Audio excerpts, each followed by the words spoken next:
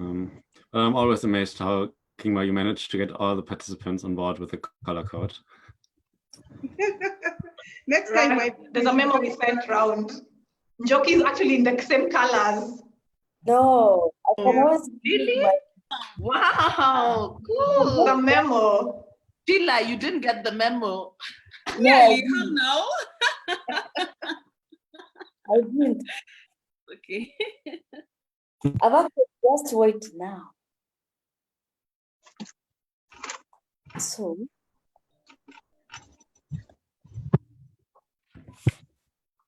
Okay, Christoph, I think you can start us off. Okay. Good evening, everyone. Welcome to Kingwa and the participants for today's conference on financing of the campaign for women. Welcome in front of all your various devices on Facebook and here on Zoom. I think today's topic is again very interesting in our series of discussing women in politics, because we all know, even though we sometimes don't want it to be the truth, but we know that money plays a big role in politics and also in becoming a politician. It's not only about the income of politicians or to be politicians, but also about the way to get there. We all have to sacrifice some things. We may pursue a career otherwise, but no, we want to go into politics in order, ideally at least, to work for our country and our people. But the question is, how do we get the money for that?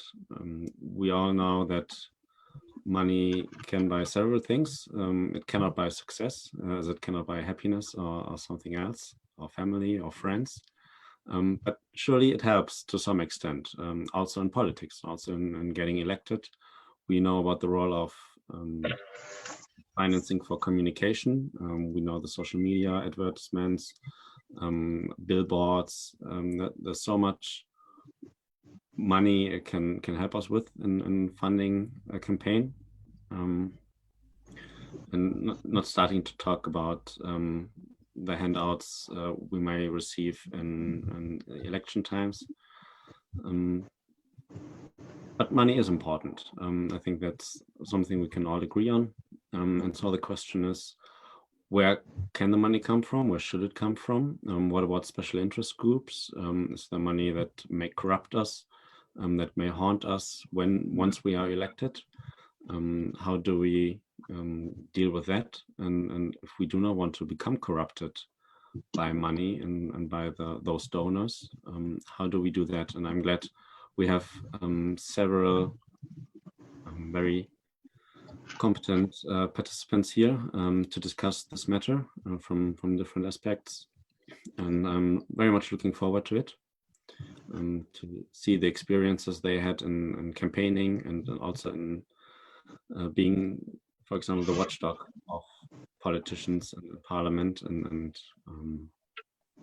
just having an eye on what's going on in politics. So I'm very glad for tonight's panel, and give the word to you, Kingwa. Thank you. Thank you so much, Christoph, and thank you to our panelists who are here with us, as well as the participants that have joined.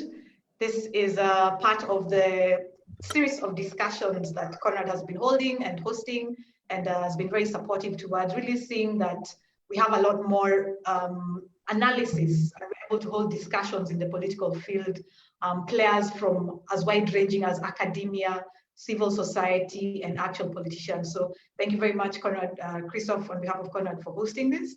And thank you, our panelists, a very strong team to be able to just help us discuss this topic of campaign finance and women. So we are joined by a very key team, a group of ladies and a gentleman that have been very active in really trying to make sure that there's more rigor seen in the approach towards how women participate in elections. And one of the obstacles over the years really has been the issue of campaign finance. And it was very interesting that yesterday, I'm sure we all saw in the Sunday Nation, the lead story was really about the tycoons. It was titled "The Tycoons Financing Our Politics."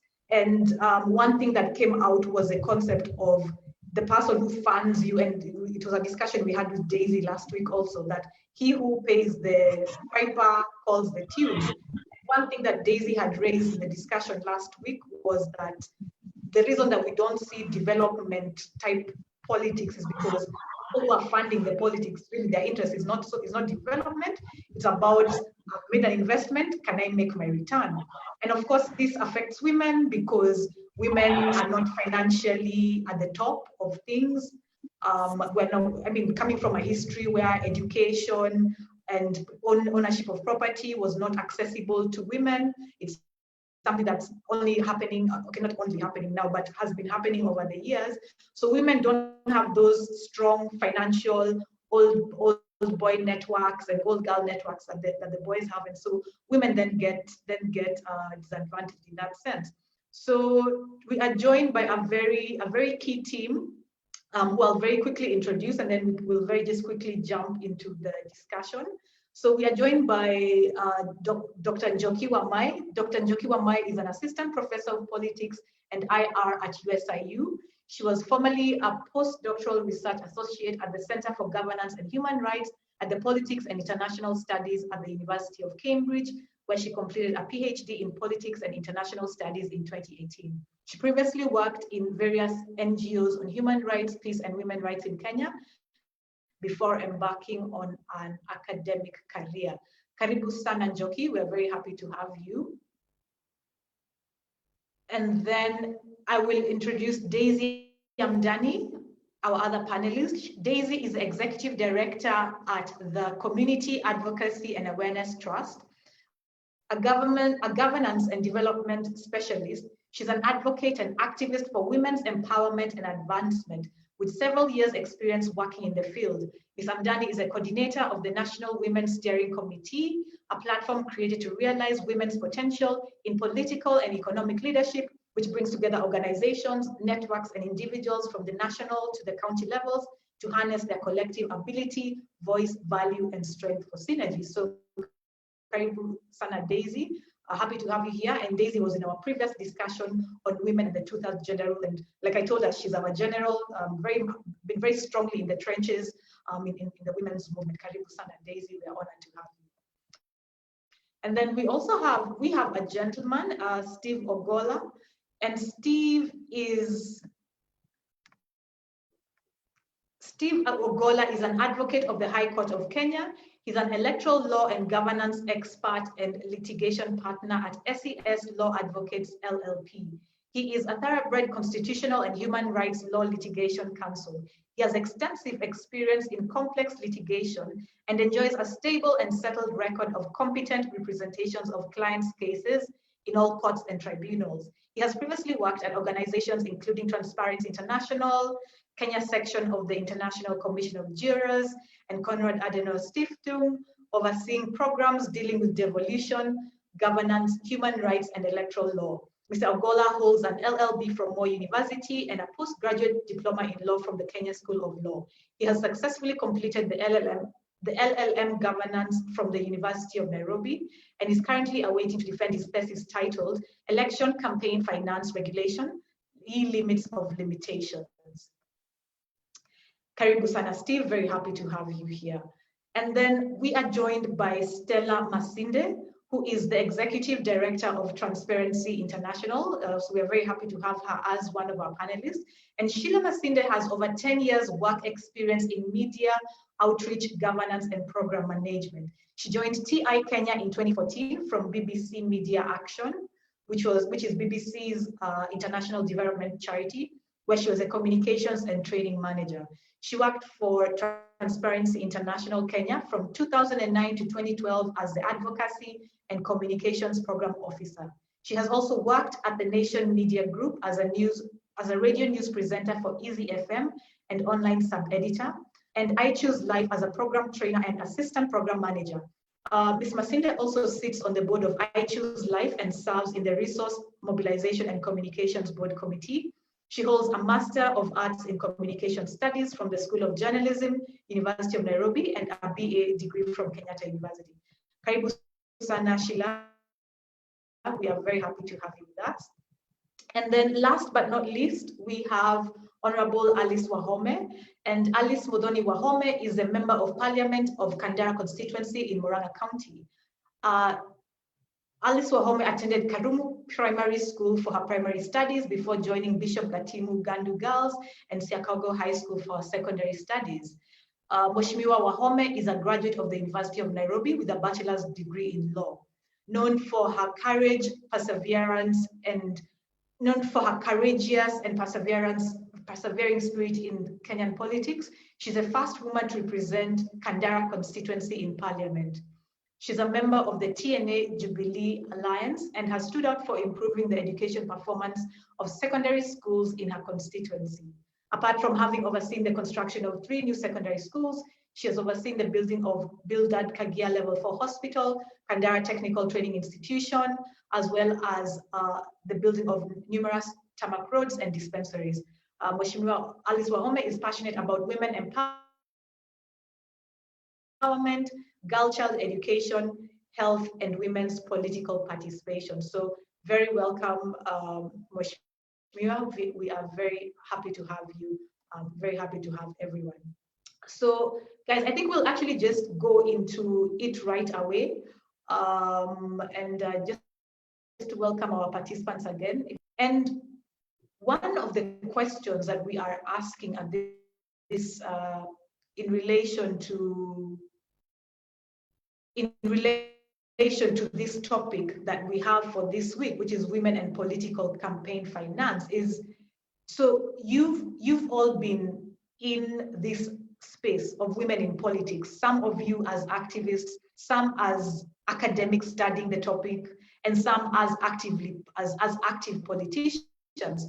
So the question would then be, is political campaign finance the weakest link for women? So maybe that's the first thing that we could talk about, that is political campaign finance the weakest link for women candidates? If so, why do you think so? If not, why do you think not? And so maybe we can start with Mheshimiwa Alice Wahome. And you can unmute yourself. Mheshimiwa, you can unmute yourself because we can't hear you right now.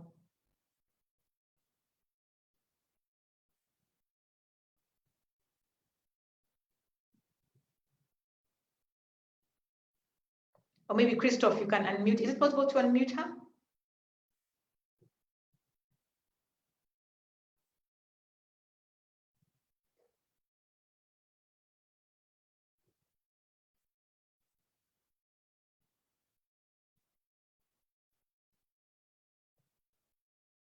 So as she unmutes herself, we might actually just start with Njoki, with Dr. Njoki Wamai. But as panelists, participants, just keep in mind that we are also keeping the discussion going on Twitter and Facebook, sana Twitter. So the hashtag for today is Women in Politics KE, KE is capital, and Rethinking Democracy. So hashtag Rethinking Democracy and hashtag Women in Politics KE.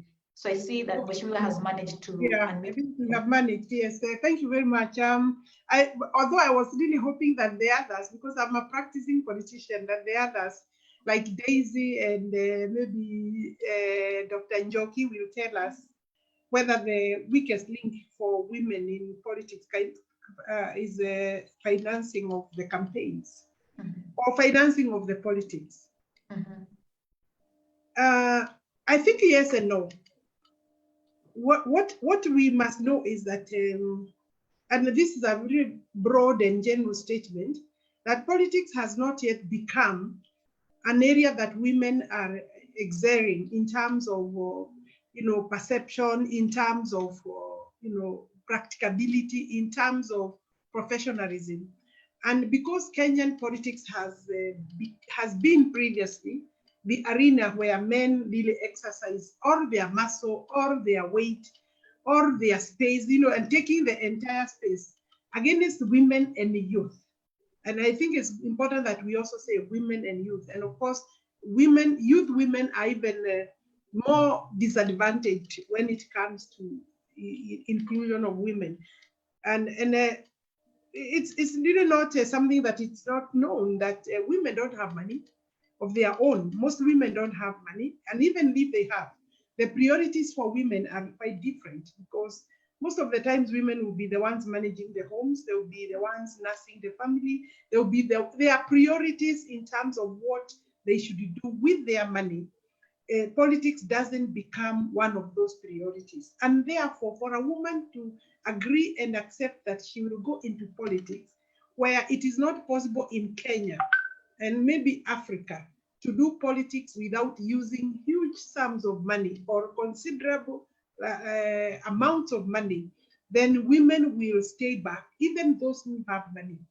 I want to confess here that largely I've used my own money. I have financed my campaign because, as you mentioned earlier, it's not that easy to get people to finance campaign, because it's a project that is not clear whether you'll be the winner. It's almost like throwing a dice. It could be a yes or a no. And therefore, to be financed by people becomes questionable and not the very attractive thing.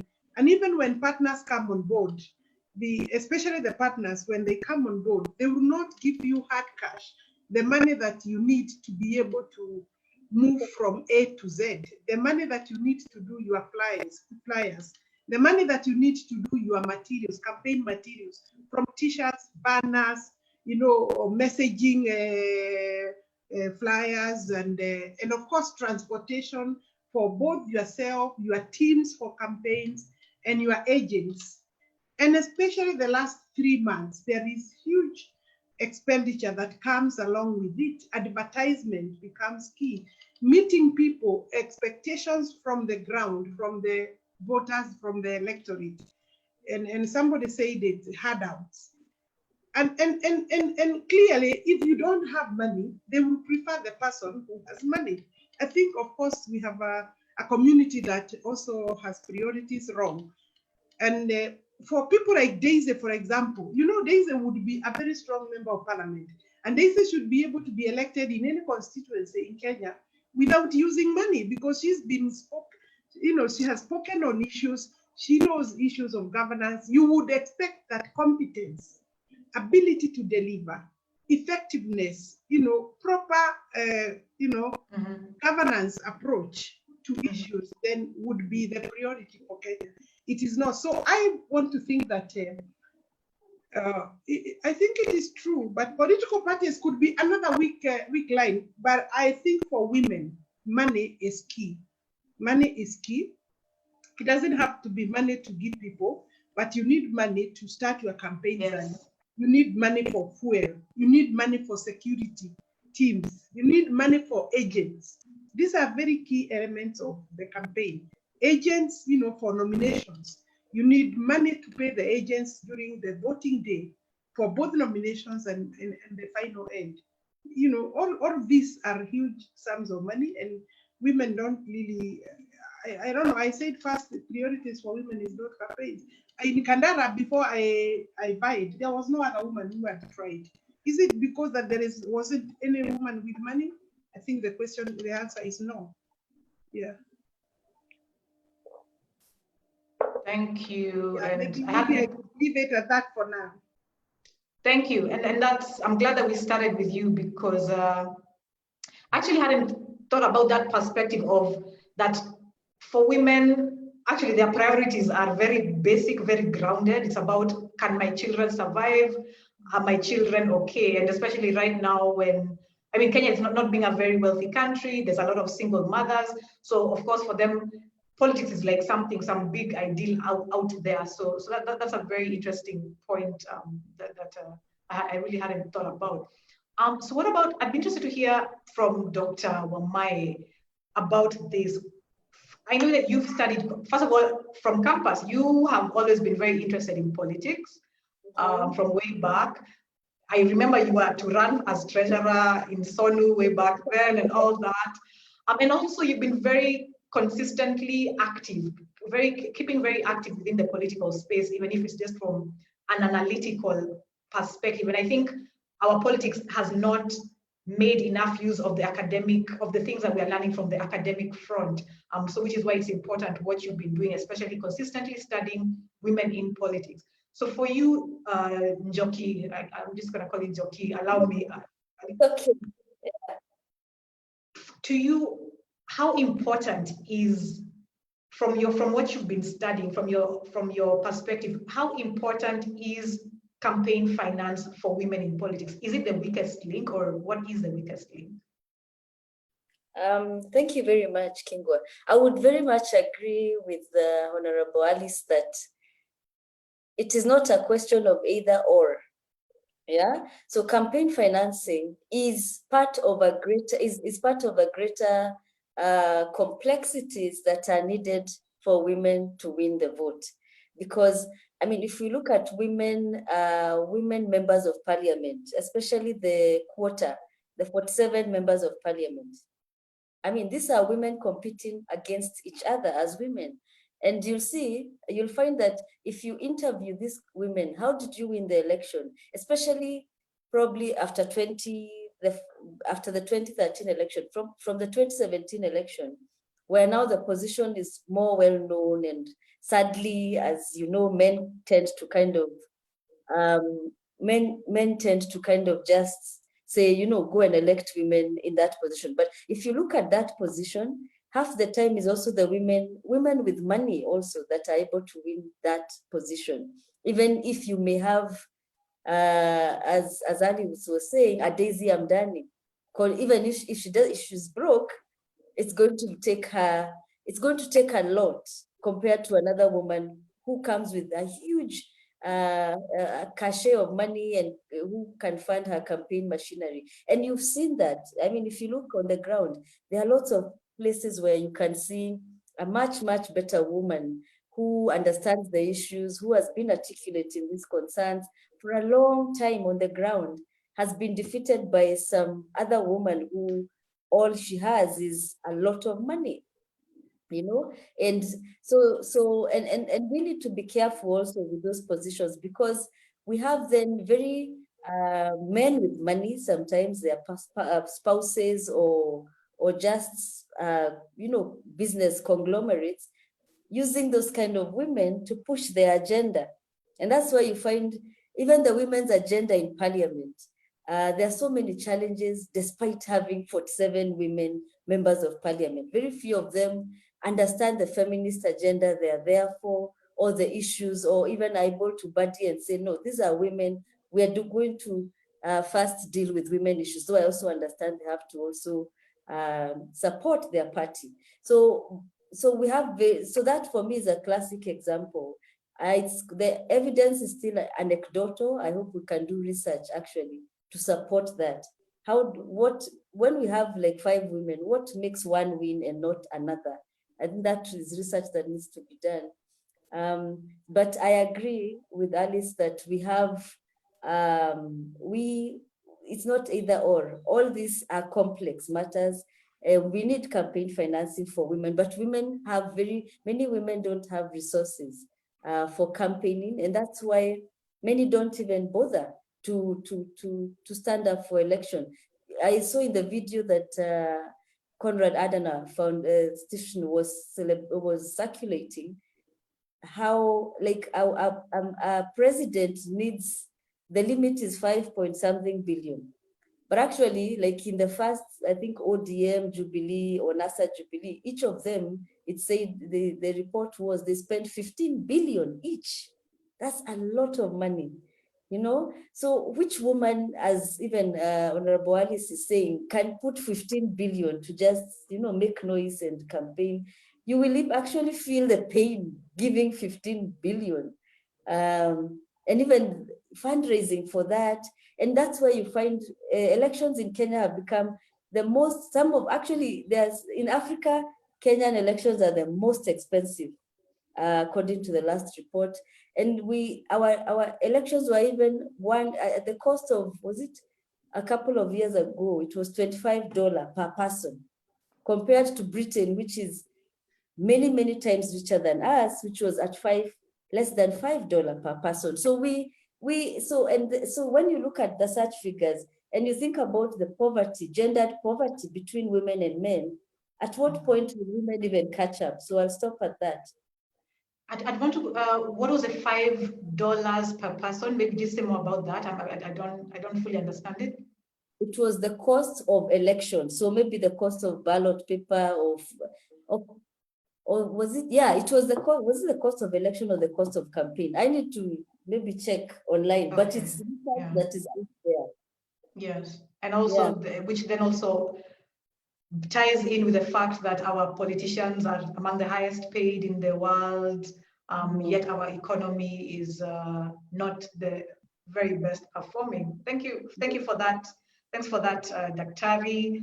I love that you have you've problematized it further, like taking it that it's not just about seats like the Senate and the governorship and the presidency, but also the women rep seats. That also within such, there's a question of campaign financing, whereby it's not always the ones with the best ideas that will win. So that's a very, very strong point. And I like that you talked about the feminist agenda, because right now, not just in Kenya, but around the world, the term feminist is it's seen as a very dirty word, seen as a very, like, especially if you go on Twitter and use the word feminist, like all the patriarchs will come at you. So I'm glad that you bring that up. I'd be interested to just bring in Steve Ogola, a lawyer who's been working on this topic of election finance, election management. And Steve, we'd be interested to hear your thoughts on how, because I know you are in the legal sector, but also very keen and observant about what's happening in the political sector. And for you, how important do you think campaign finance is for women's success in politics?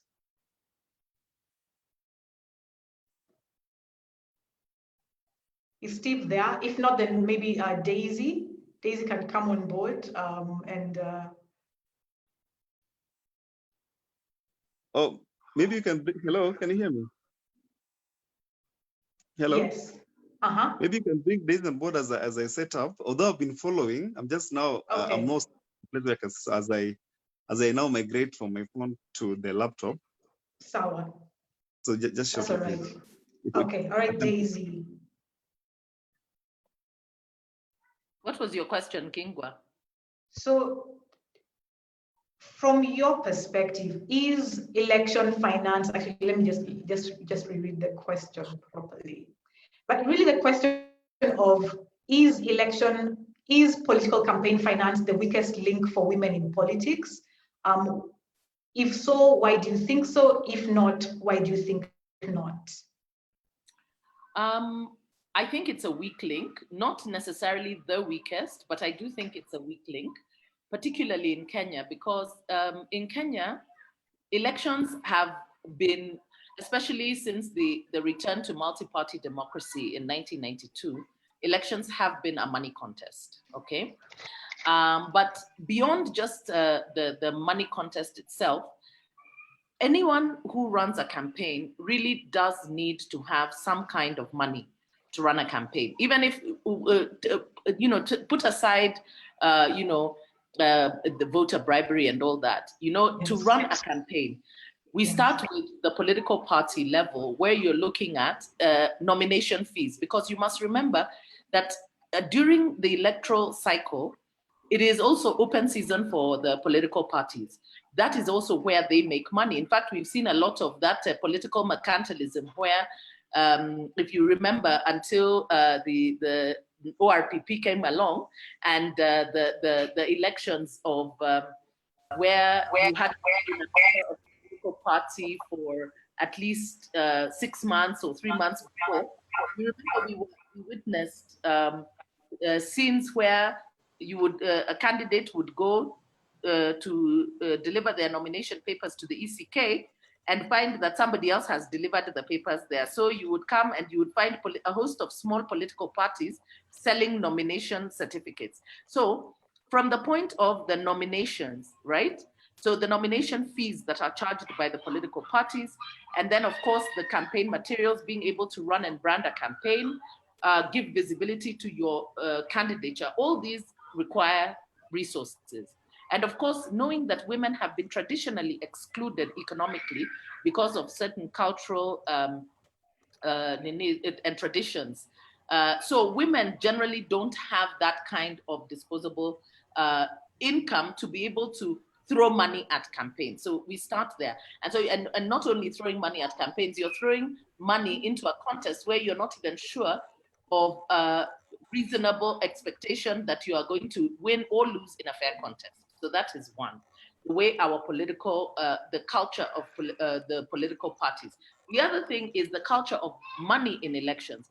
We all know the saying that comes around every election time, "Mkono mtupu haulambwi." So there is an expectation that anybody, in fact, a sure way of getting people to drain you is to announce that you are going for an electoral seat.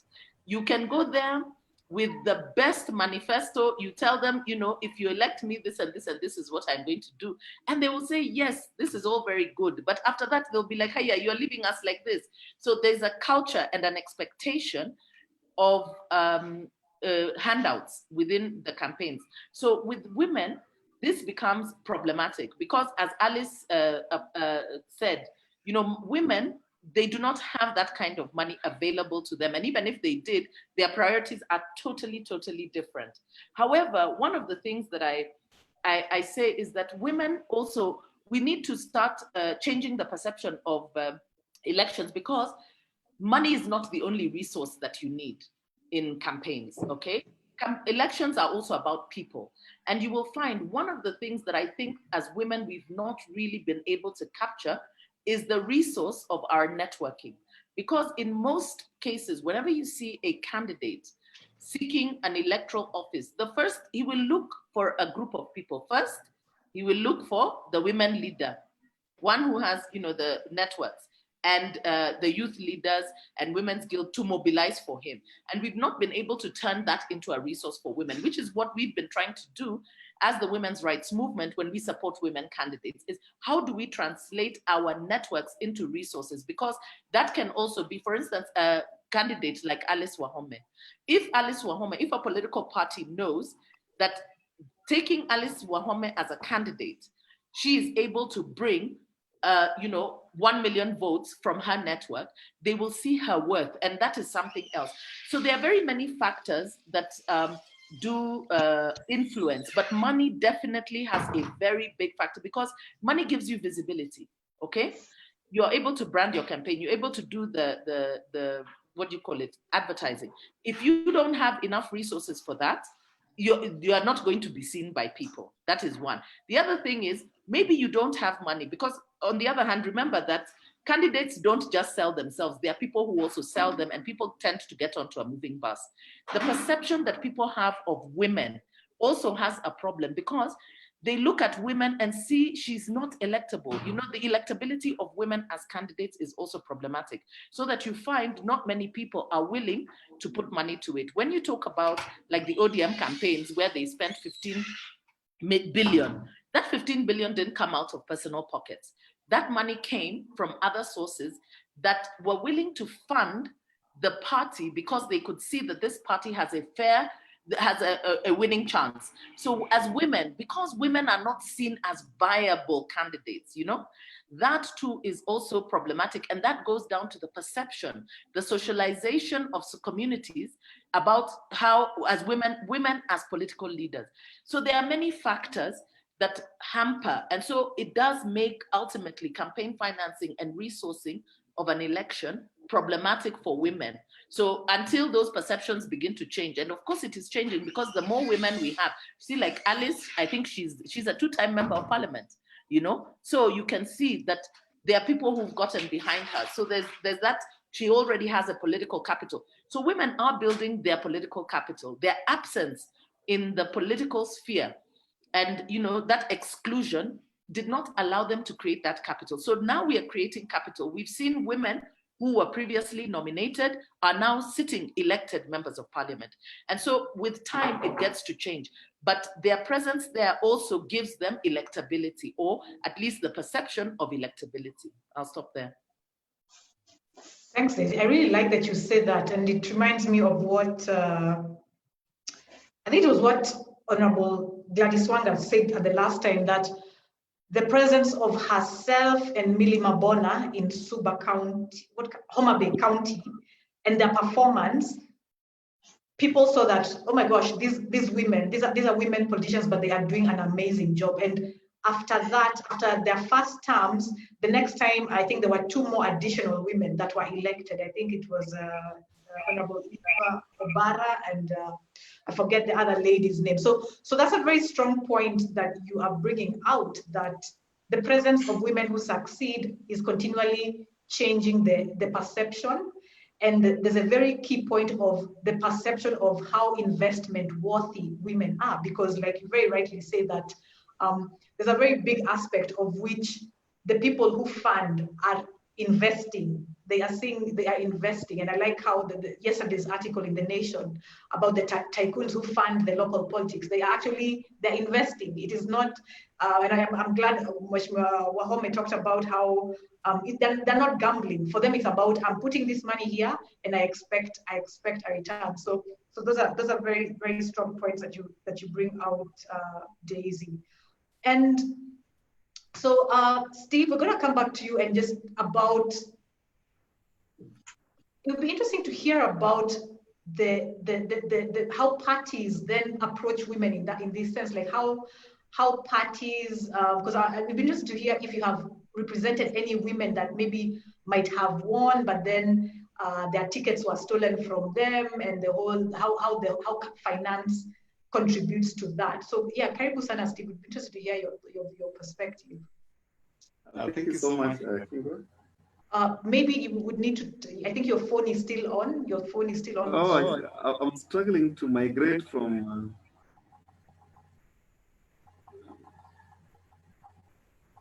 Okay, I think there might not. Can you hear me now? Yeah, we can hear you. Hello? Yes. Can you hear me? Now. Mm-hmm. Yeah, you can hear me. Thank you so much. First, I was struggling to migrate from my phone to the laptop. I think I've been able to. The lighting is still poor, but it will improve as we go on. Okay. So first of all, let me appreciate the panelists. I've listened with a lot of learning and appreciation what Honorable Alice Wahome has said. I've also listened to Daisy with a lot of appreciation. I think I would want to develop my thoughts from what Daisy has said. It's not about socialization of the community. What is happening is a socialization of patriarchy. You know, and it's just interesting to note that the limits of the law.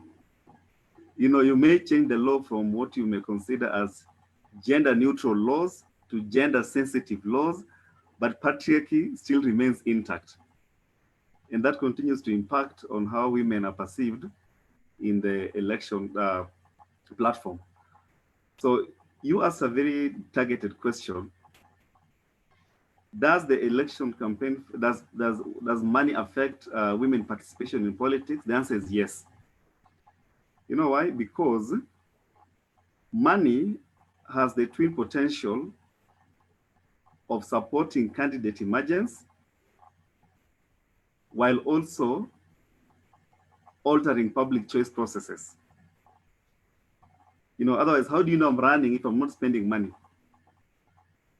You know, but excessive use of money in election can alter public choice processes.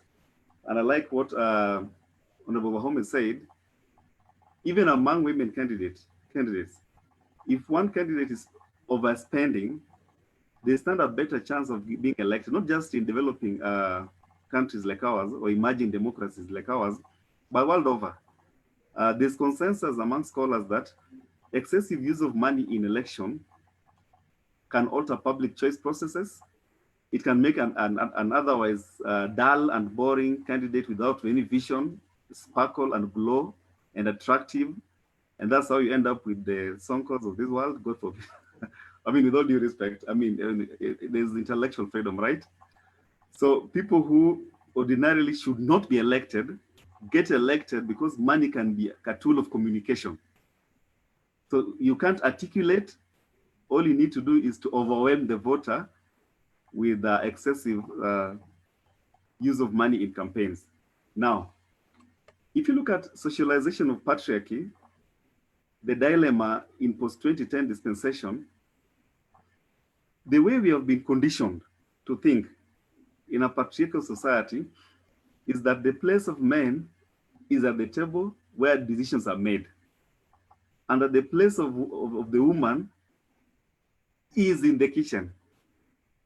You know, so what that means in public life is that women for a long time have been gradually relegated to the periphery of political and decision-making processes. And even if a woman is coming up to say, listen, I can make it, you need to be super strong. And I celebrate leaders who have been elected like Honorable Alice Ohome because they get elected in the context of a very poisonous and toxic political environment. A political environment that is laced with violence, threats to life and property, intimidation, insults, excessive use of money, steepening and deepening patriarchy. So to overcome all these things and still emerge victorious, I think is something worth celebrating. But what does it now mean for the woman candidate? You know, I think also because of socialization, if you like, women may be considered as careful spenders, unlike men who can borrow, who can spend all their resources and go and borrow and even sell property and even mortgage their home just to win that election. There's a limit within which women can actually spend. They have a higher tendency to self-regulate than their male counterparts, you know, but also they have limited access to resources. Those that have access to resources still have a sense of responsibility and accountability to their families, that they know they can't pump all the money in campaign, something that a man can easily do. But most of the time, you find that the ability to spend is also limited when it comes to women candidates because of systemic marginalization of women. And those problems won't go away just because you have a new constitution. So money is a huge problem. And yes, money can influence whether a woman gets elected or not. Because the absence of money can deny a woman an opportunity to emerge as a candidate. Yeah. Excessive use of money can also diminish a woman's candidature because her opponent can spend liberally. Now, the conundrum now is, if you look at Article 88, Sub-Article 5, Paragraph I of the Constitution, it binds IEBC to control the use of money in election. Sadly, IEBC has not been able to regulate the use of money in election. One, because in 2013, the regulations weren't ready. The Election Campaign Finance Act, if you recall, Parliament passed that law in November 2013, way after the election. Then it was said, let this law take effect in 2017 election. Remember, in the lead up to the 2017 general election, there was a bit of controversy around the regulations because they say the law requires candidates to open campaign, to establish election campaign expenditure committees, which at that time the politicians argued that there are no candidates.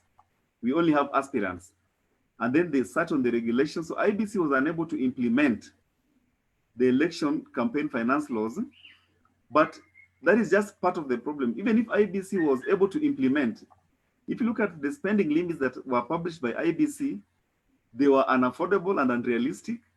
Yeah. And they excluded women and they entrenched patriarchy through regulation. Actually, regulation made it more difficult for women to be elected than even without the regulation, because then they said men can spend liberally and you can spend up to 5 billion as an individual candidate, and your party can raise up to 15 billion.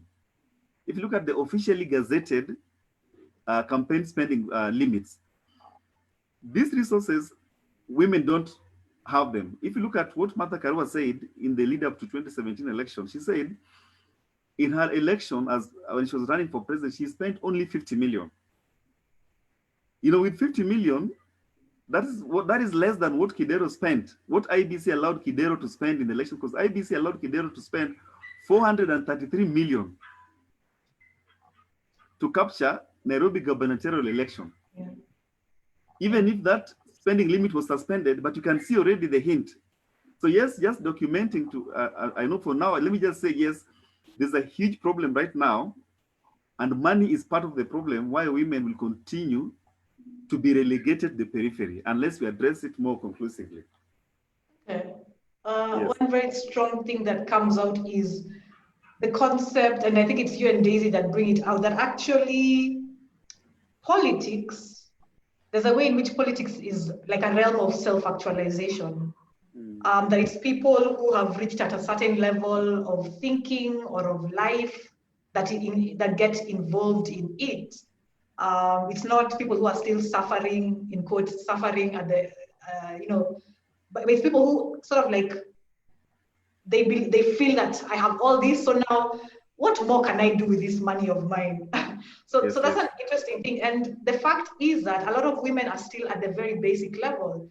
A lot of women are not at the level of self-actualization. A lot of women, not just financially, but even in their own lives, having to contend with issues such as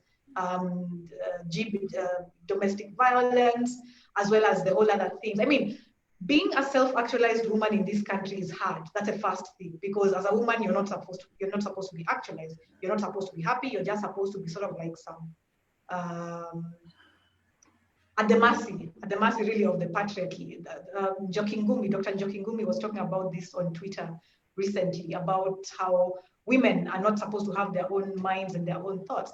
But it then takes us back to something that I want to then put to Sheila about the question of accountability, the question of transparency of finance, and how it then comes back to how it affects women's lives. So first of all, the face of poverty in this country is a woman's face. Anytime we hear about drought and famine, we see women with their children, because a woman will not leave her children. A woman will not leave her children when there's no food, when there's nothing. Like, she will give them, she would rather go hungry. Men, Steve Ogola, this is not to say anything. This is not to sort of like demean men, but it's easier for a man to just to say, okay, guys, mjipange, me, I'll go my way. And I think one important thing that we women in politics need to continually bring out is the relationship of women in politics and the quality of lives of women. And I guess this is also another thing where the academics can also help us understand and then maybe carry out studies to see that how, to what extent are women's actual lives impacted, like women voters, when we have women leaders in power. And my hypothesis is that we do see is that women will tend to become a lot more developmental, which is why when we have the example Daisy gave, that when we have nominated female politicians, they end up getting elected because they go out of their way to make sure that it's about development. So the question, Sheila, I'd be interested to pose to you would be, to what extent do you think the laws are a way of dealing with this issue of campaign finance to enable women politicians to succeed in politics? To what extent? Because I know that Transparency International deals with laws and trying to set up that the legal framework works. But to what extent do you think the legal framework is a way of moving about really sorting this issue out? Thank you, Kingwa, and thanks for inviting me for this discussion. And maybe first of all, before I go to the question you've raised, just in line with what some of the panelists have said, is I think we really need to also look at the question of corruption and how it complicates campaign financing for women. And in Kenya particularly, corruption has been a key feature of our politics. from the time of the golden bag 30 years ago, Anglo-Leasing scandals, if that's anything to go by. Even now, as we sit here discussing how to secure a level playing field for women by looking at issues on campaign financing and how it limits women's progression in political leadership, there are people convinced somewhere in this great republic, in a corner somewhere, plotting how to divert public resources for a 2022 bid. So we really must look at the issue of accountability in campaign financing, because it's a core component of the electoral process, but it has been subject to abuse. Before I go into the issue of the laws and how we can then be able to address it, I think it's important to just take a minute to highlight why we really need to ensure that there's accountability and look into our laws. Because campaign financing remains a core component of our electoral process. But then we know that people have financed campaigns for ulterior motives because they want to seek political favors after financing campaigns. As one of the panelists said here, that hakuna chabure, you scratch my back, I scratch your back, you scratch mine. So people will call in those favors once they have funded you. There are people who are seeking to launder money in the guise of campaign financing. There are people who have acquired wealth illegally or unlawfully and are thus seeking to influence the outcome of a democratic process. And there are others who have been linked to serious criminal activities such as drug trafficking, money laundering, arms trade, terrorism, and want to be able to use that money, sanitize it in an election. And of course, illicit use of financial resources in campaign financing presents some serious challenges, such as using the money to bribe voters and other electoral malpractices. It creates an unequal playing field among political competitors, where those with a lot of money may have undue advantage over those with limited financial resources, and women are often disadvantaged in this regard. So we really must look at how we can then be able to address our laws in sealing these gaps that we have seen around campaign financing. So let me address some of the improvements that we perhaps need to see in our legal framework on campaign financing to weigh in on the question that you have raised.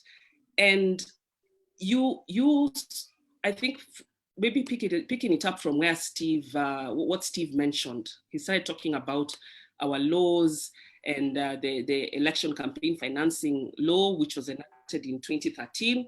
But 7 years down the line, I would say campaign financing regulation in Kenya is still a new concept. Yes, 7 years down the line, is still a novel terrain for Kenya, because that law is yet to be operationalized, as its implementation has faced various hurdles since 2013.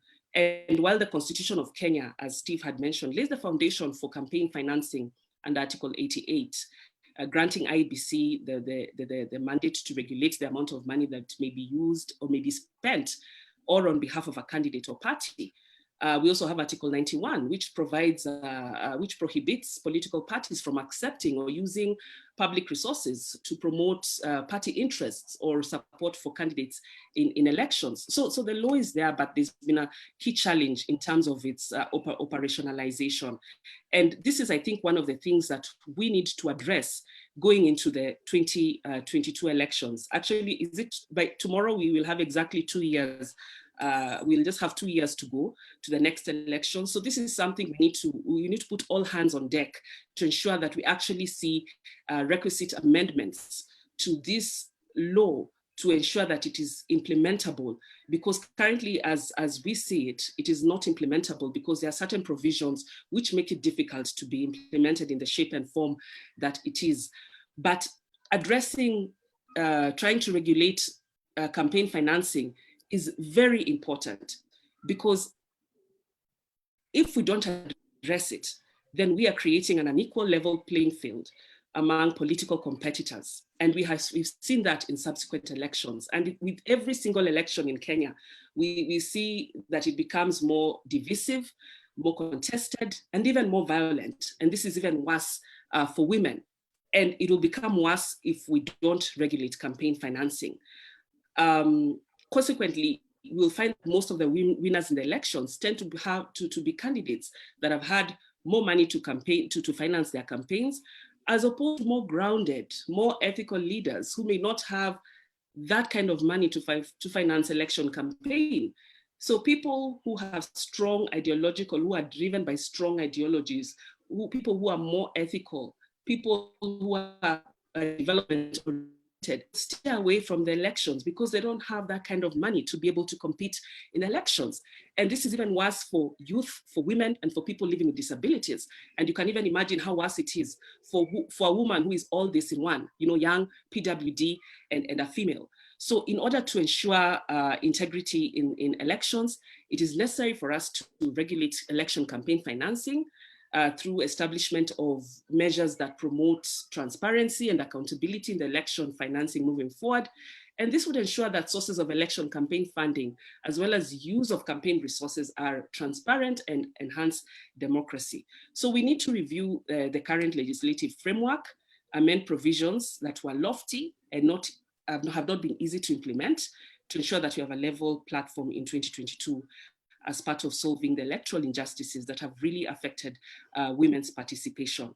And I think to further enhance political transparency in electoral reforms, we also need to, as provided for in the Constitution, we need to create avenues also for public monitoring of campaign expenditure to further even the playing field in election contests for the benefit of candidates from special interest groups such as women. Thank you. I'm so glad that you talk about corruption, because actually I was hoping that would come out. And like just sitting here, like for the first time, I was like, oh my gosh, corruption is actually a women's rights issue, because we are a country that is said to be poor. We are a country whose people live lives of below human dignity. We're a country who every year we have announcements about famine, about people dying of hunger.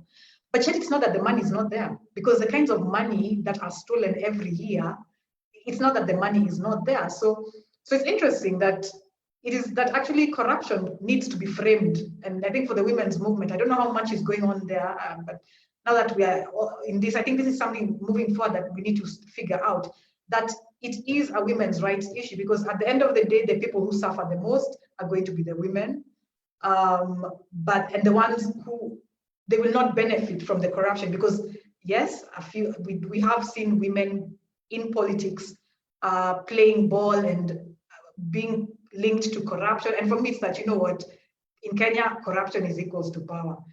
And so for them, that is a way of surviving.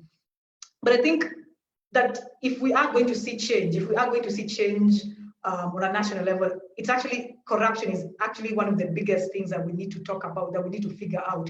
Because first of all, women are not in the big time networks, old boys networks. Like the articles that were written yesterday about the tycoons funding politics, of the 10, like actually, I think there were about 7 to 10 tycoons mentioned, none of them were women. And because we don't have women investors in our politics, then, or rather, let me rephrase that there's a need to actually start looking for women investors in our politics. And Daisy had told me about in Nigeria, there's a group called, they actually have a fund. They actually have a fund where they have put money together to enable women to get funded.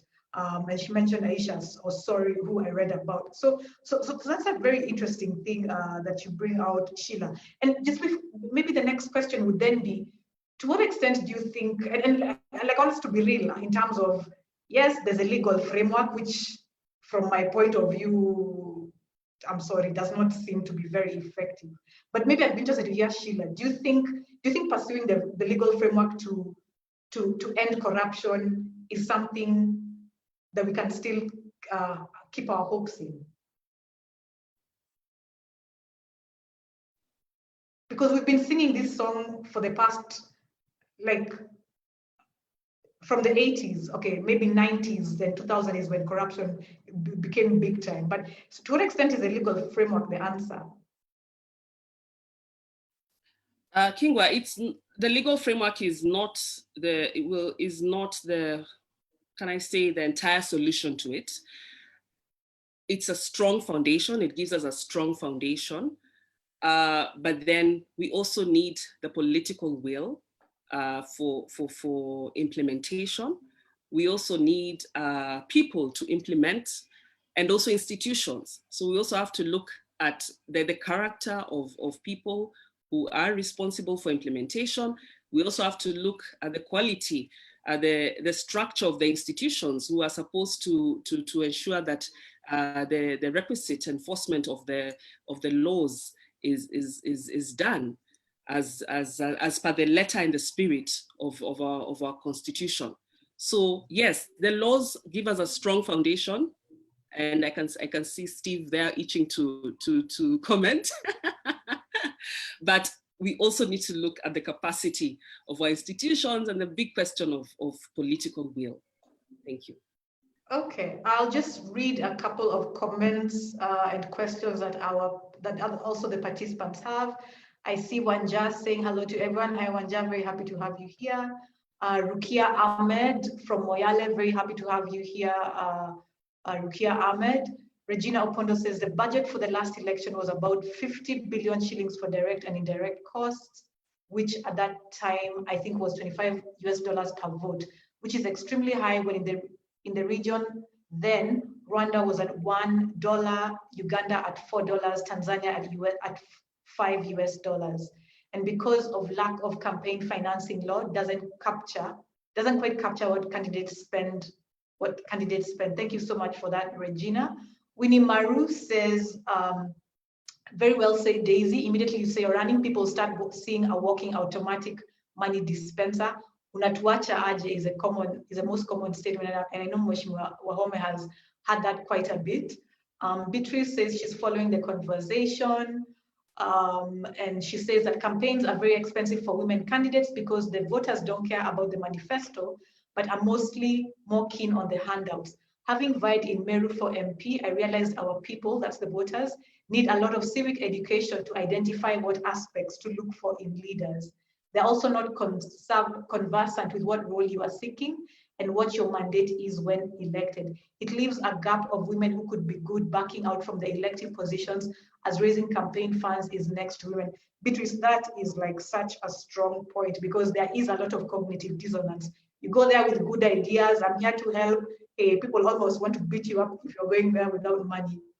Oluwamba Charles says, let women be keen to separate campaign funds and family/private funds, so that in case of failure, she has something to fall back to as she prepares for another stab.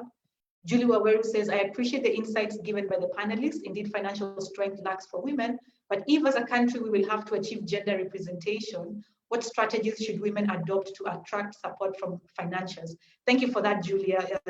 You're asking a question that I think we need to actually, just all the panelists, just keep that question in mind.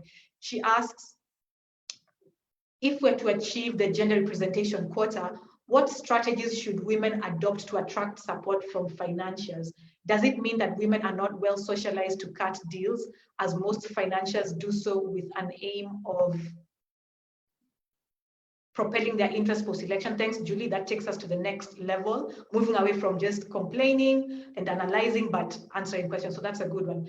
Shiro Mwangi says, Madam Moderator, why are you perpetuating the very notion of women as second-class citizens?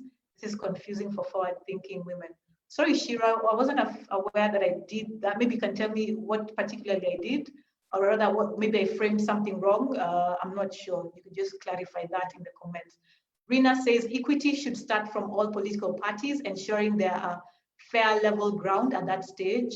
Esther Wainaina says, following keenly from Ontario, Canada. Mary asks a question, are there any forms of innovative ways of fundraising that can be used by women candidates? Amazing question, and that's a question that we shall address. And then Woman Rep Kiambu says, politics is largely patrilineal, hence very young women will inherit positions previously held by their fathers. Gedi Uba says, happy and following the conversation. Priscilla Nyokabi says, while I accept finances are important, there's more to that story. What values do we uphold? What value do we bring to leadership? As women leaders, do we just copy wrong trends, or do we adopt our own transformational leadership models and persuade Wanjiko to follow us? Thank you, Priscilla. That's such a strong point. I'm just going to read two questions and then we're going to come back. One of the anonymous attendees says, Honorable Alice, thanks, very kindly share your contact with us. And the other question is, how can grassroots women leaders, she asks, how can grassroots women leaders access this information on campaign financing? So I guess now is the time that we can then talk about what are the possibilities, what are the innovative measures that we can adopt now that we understand, all of us understand the environment that we are working with. What examples are there that we can learn from? And maybe I shall begin with Mheshimiwa Alice.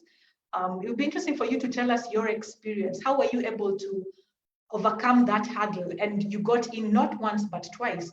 And I know that also I think you had vied twice before you were actually able to get it. So your experience will be very illuminating for a lot of participants here. What is it that you did differently? What is it that you have seen your colleagues doing differently that women who have not gotten into parliament yet or into other positions, what is it that they can do to change the situation? Unmute. Mheshimiwa, kindly unmute, yes.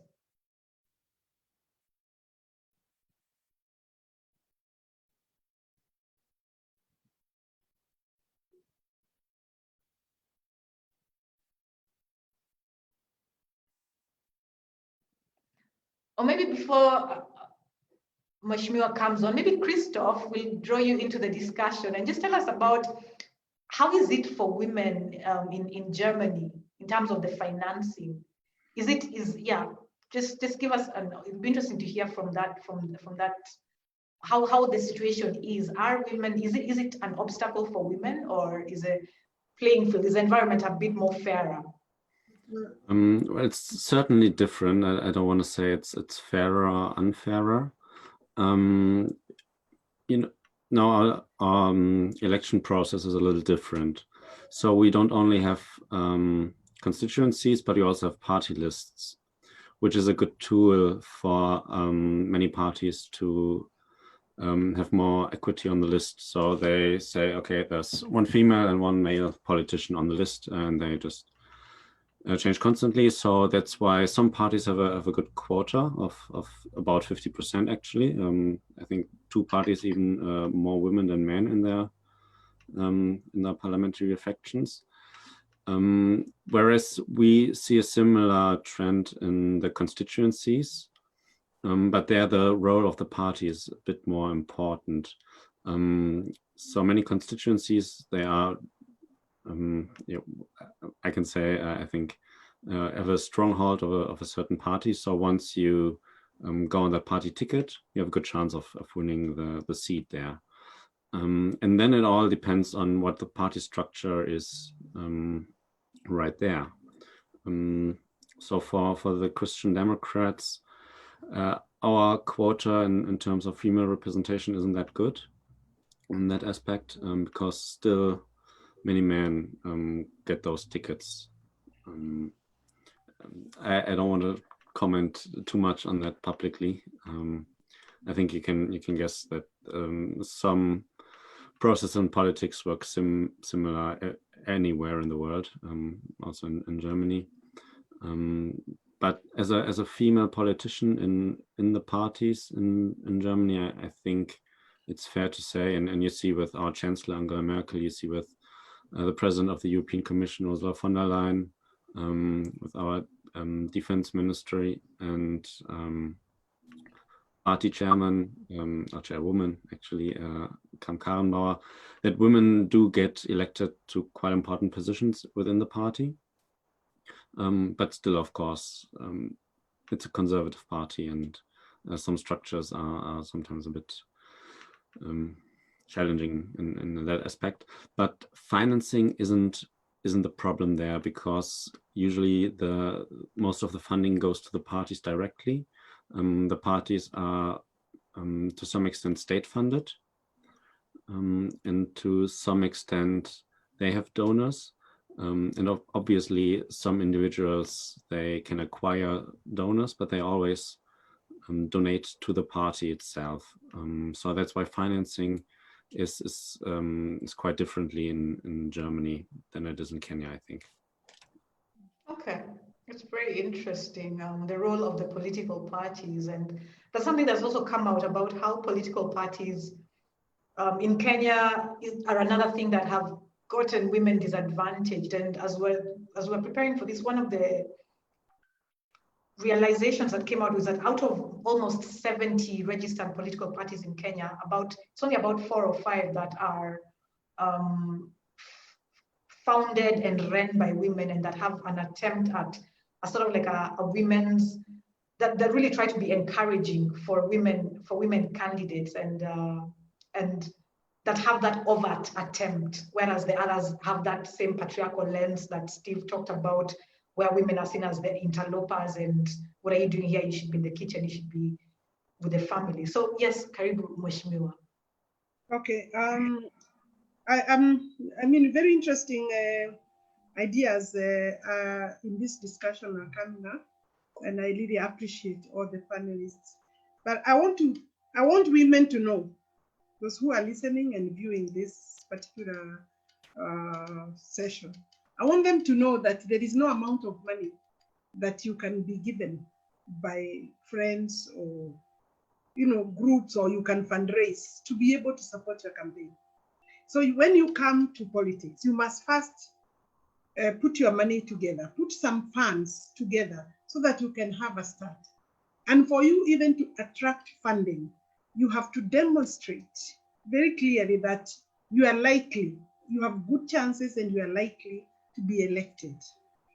And I know that as I speak like that, political parties should be identifying strong women who have issues, who can make a difference and the right impact to demonstrate even to other women, or to showcase for other women to be able to come up, so that they identify, political parties need to identify women early enough and work with them, because there are many ways you can be supported other than funding. There are many ways you can be supported by, for example, visibility being created, the platforms being available to women so that they can be seen to be of some influence, because also politics is also about influence and positioning, near to the power, because it makes magic.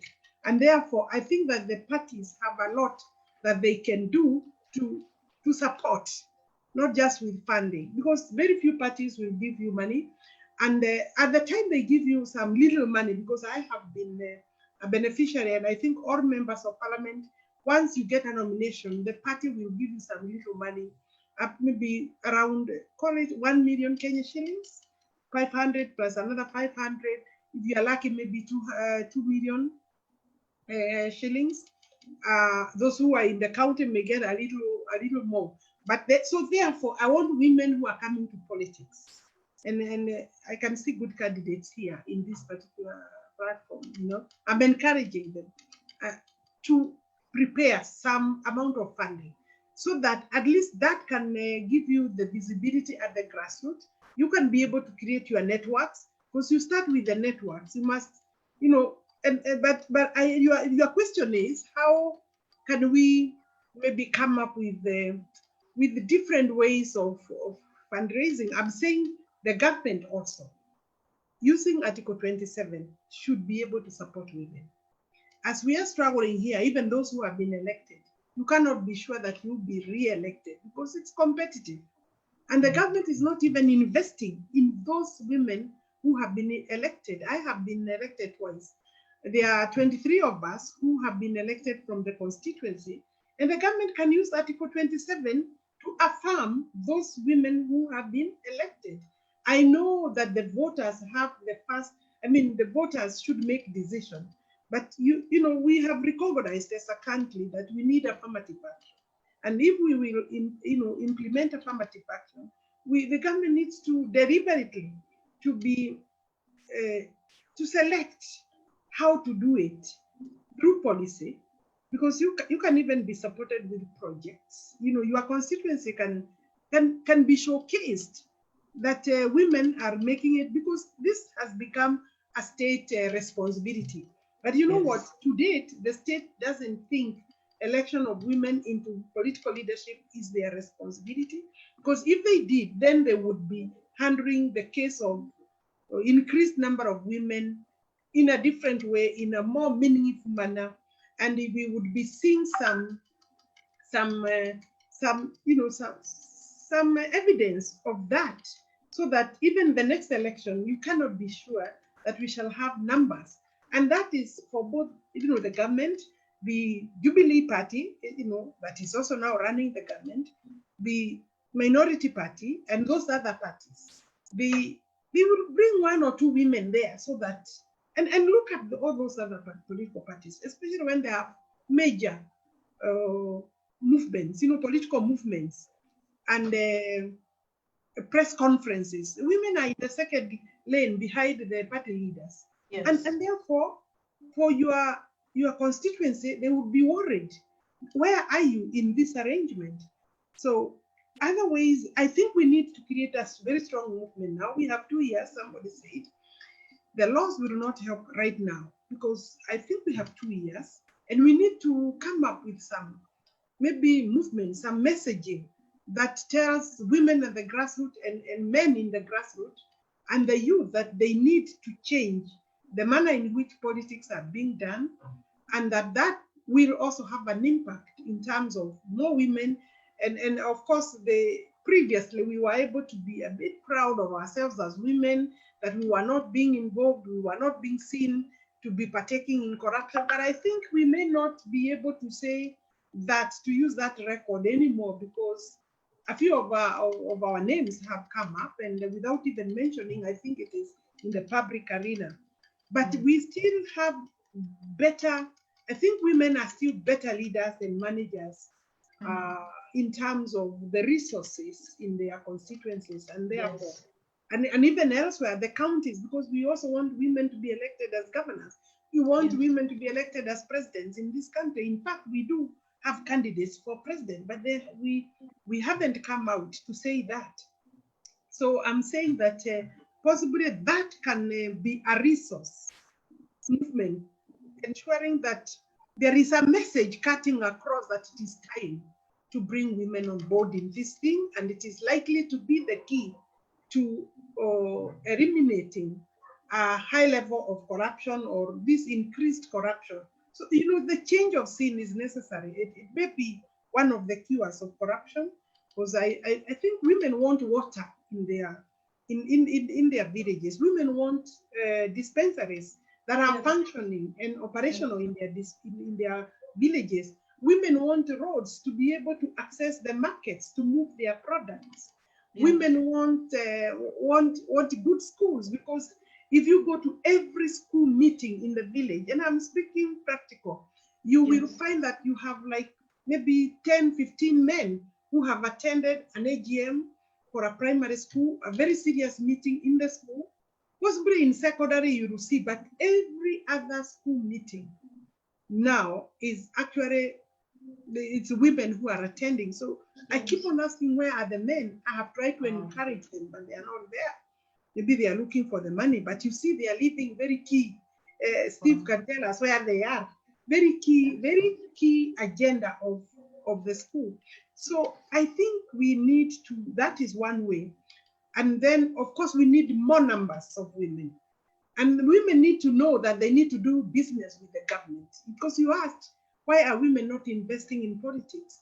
You see, men who are investing in politics are actually doing big business with the government, both at county level and at the national level. So they are the ones that during this particular period, as we move towards the elections, you will see a lot of men all over, but it's because they know the next government, they will be on the table, not, doing business with the government. So women also need to know that the government is the single largest corporation that you can do business with, and do clean business, So therefore, I know that there are very few women who are doing business with the government, so they need to start also waking up.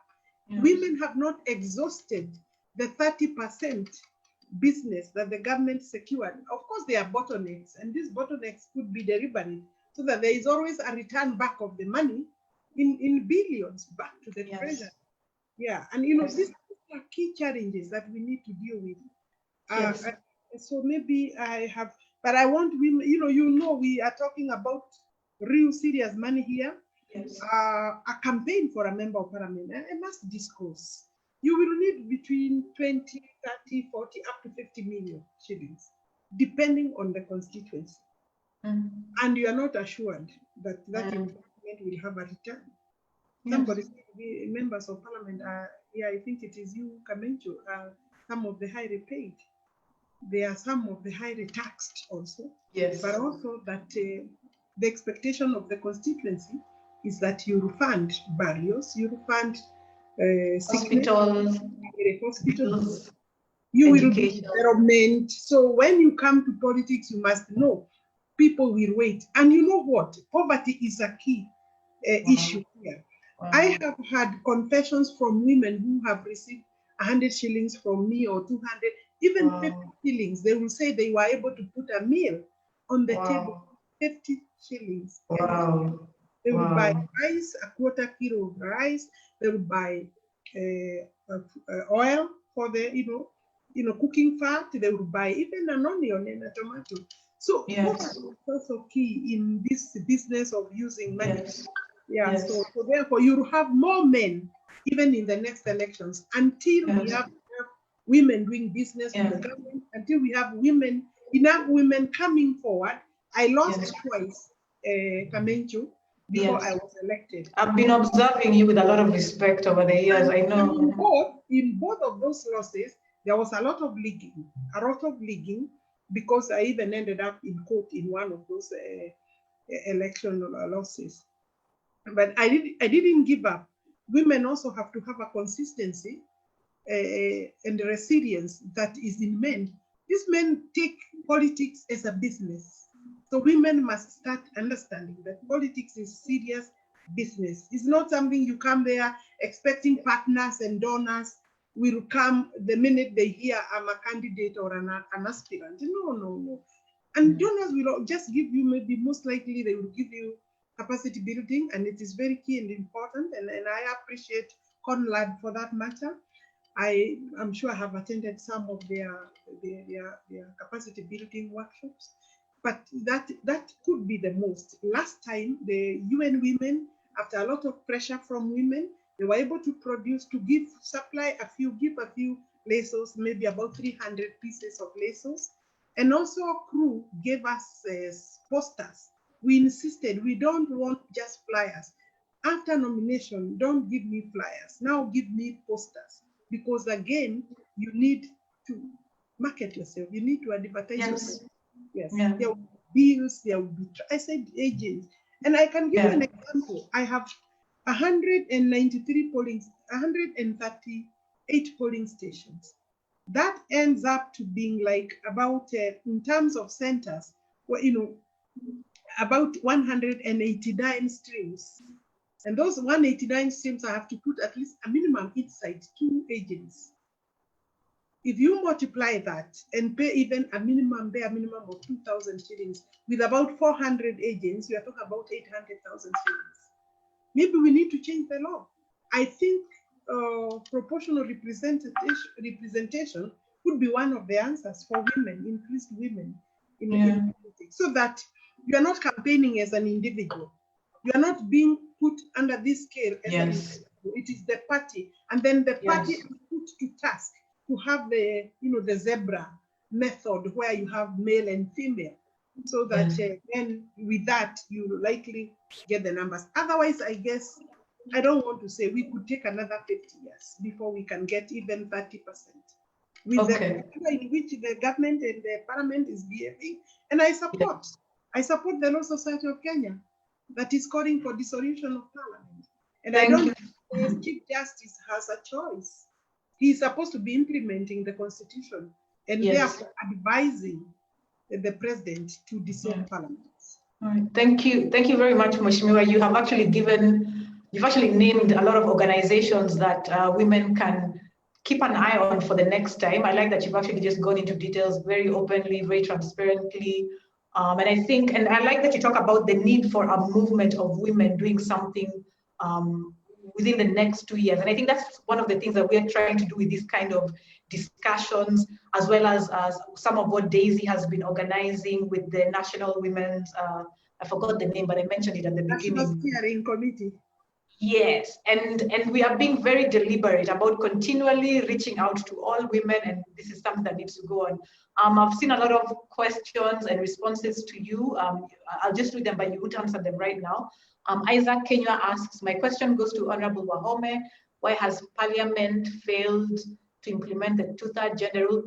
Isaac, we actually had a talk on the two-thirds gender rule, I think about a month ago. Just go to the Konrad Adenauer Stiftung Facebook page, you'll find the live recording.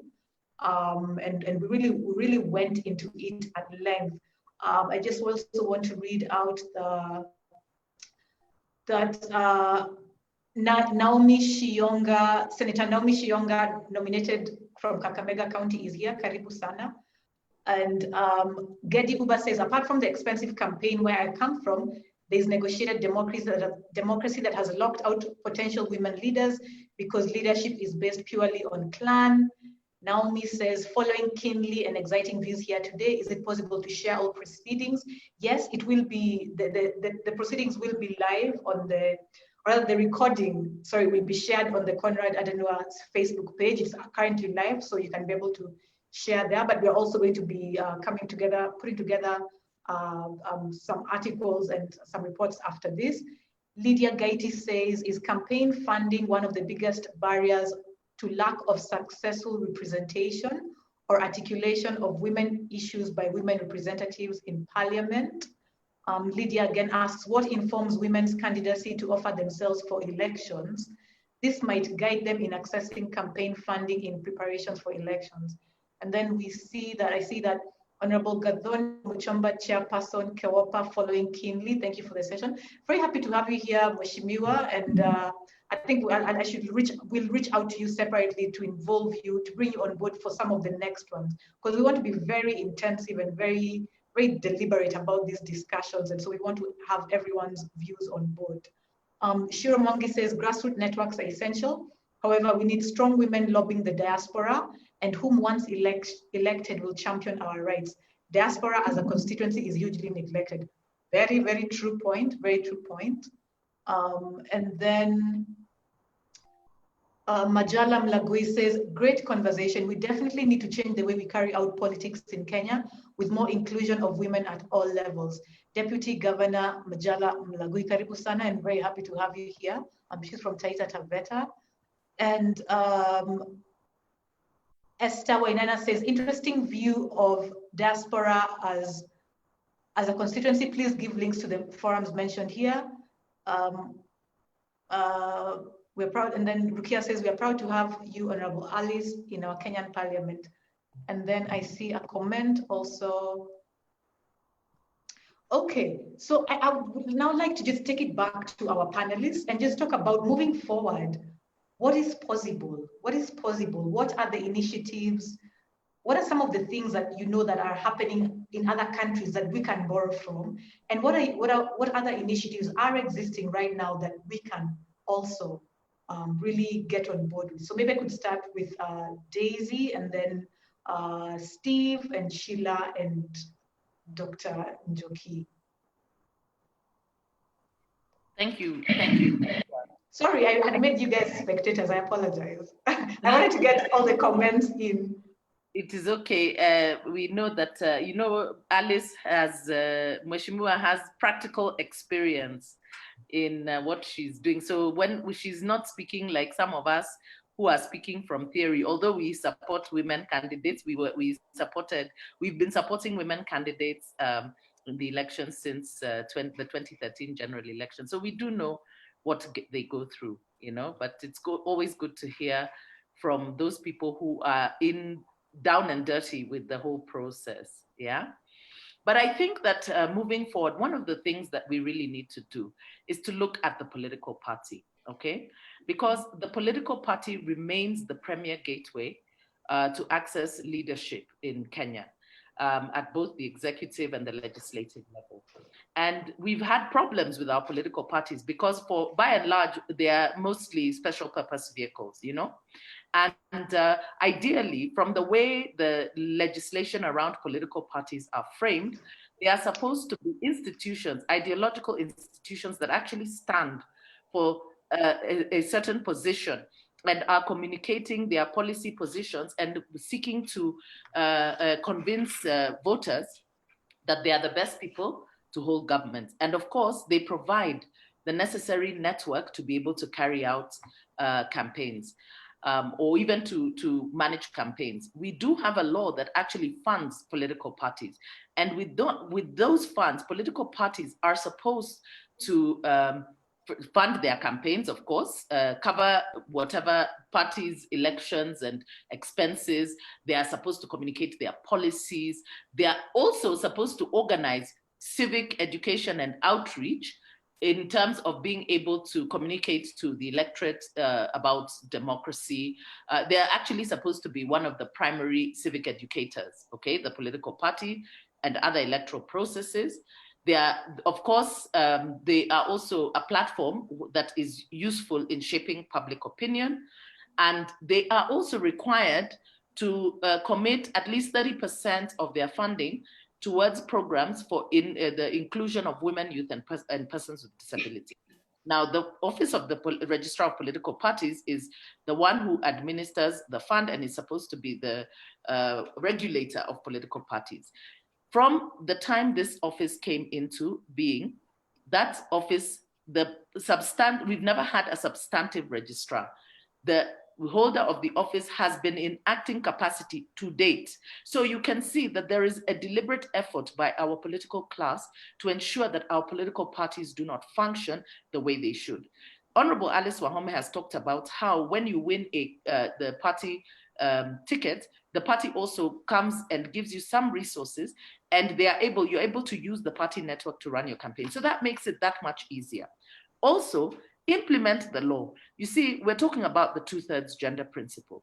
The political parties are the ones who are supposed to ensure that they have mechanisms from the nomination stage to ensure that women are involved. Because if we have a law that requires them to have not more than 2/3 of elective seats of the same gender as per Article 81B, then political parties will seek out women candidates, just the same way that we have 47 seats. You know that we've also had some of these crazy things where we've seen that even men at one point were asking, can men run for women rep seats? Because see, men can also, represent women's issues. And this is, I mean, it was a discussion that was being had, and whether, the concept, because the lady from the Northeastern talked about negotiated democracy, and it is, the leadership is distributed among clans. The clan that has always been given the women's seat because it is in the law and it's a requirement, they feel very slighted because how is it that we are being elected by women? However, but because of the law, that area actually has a woman who is elected and represents the area.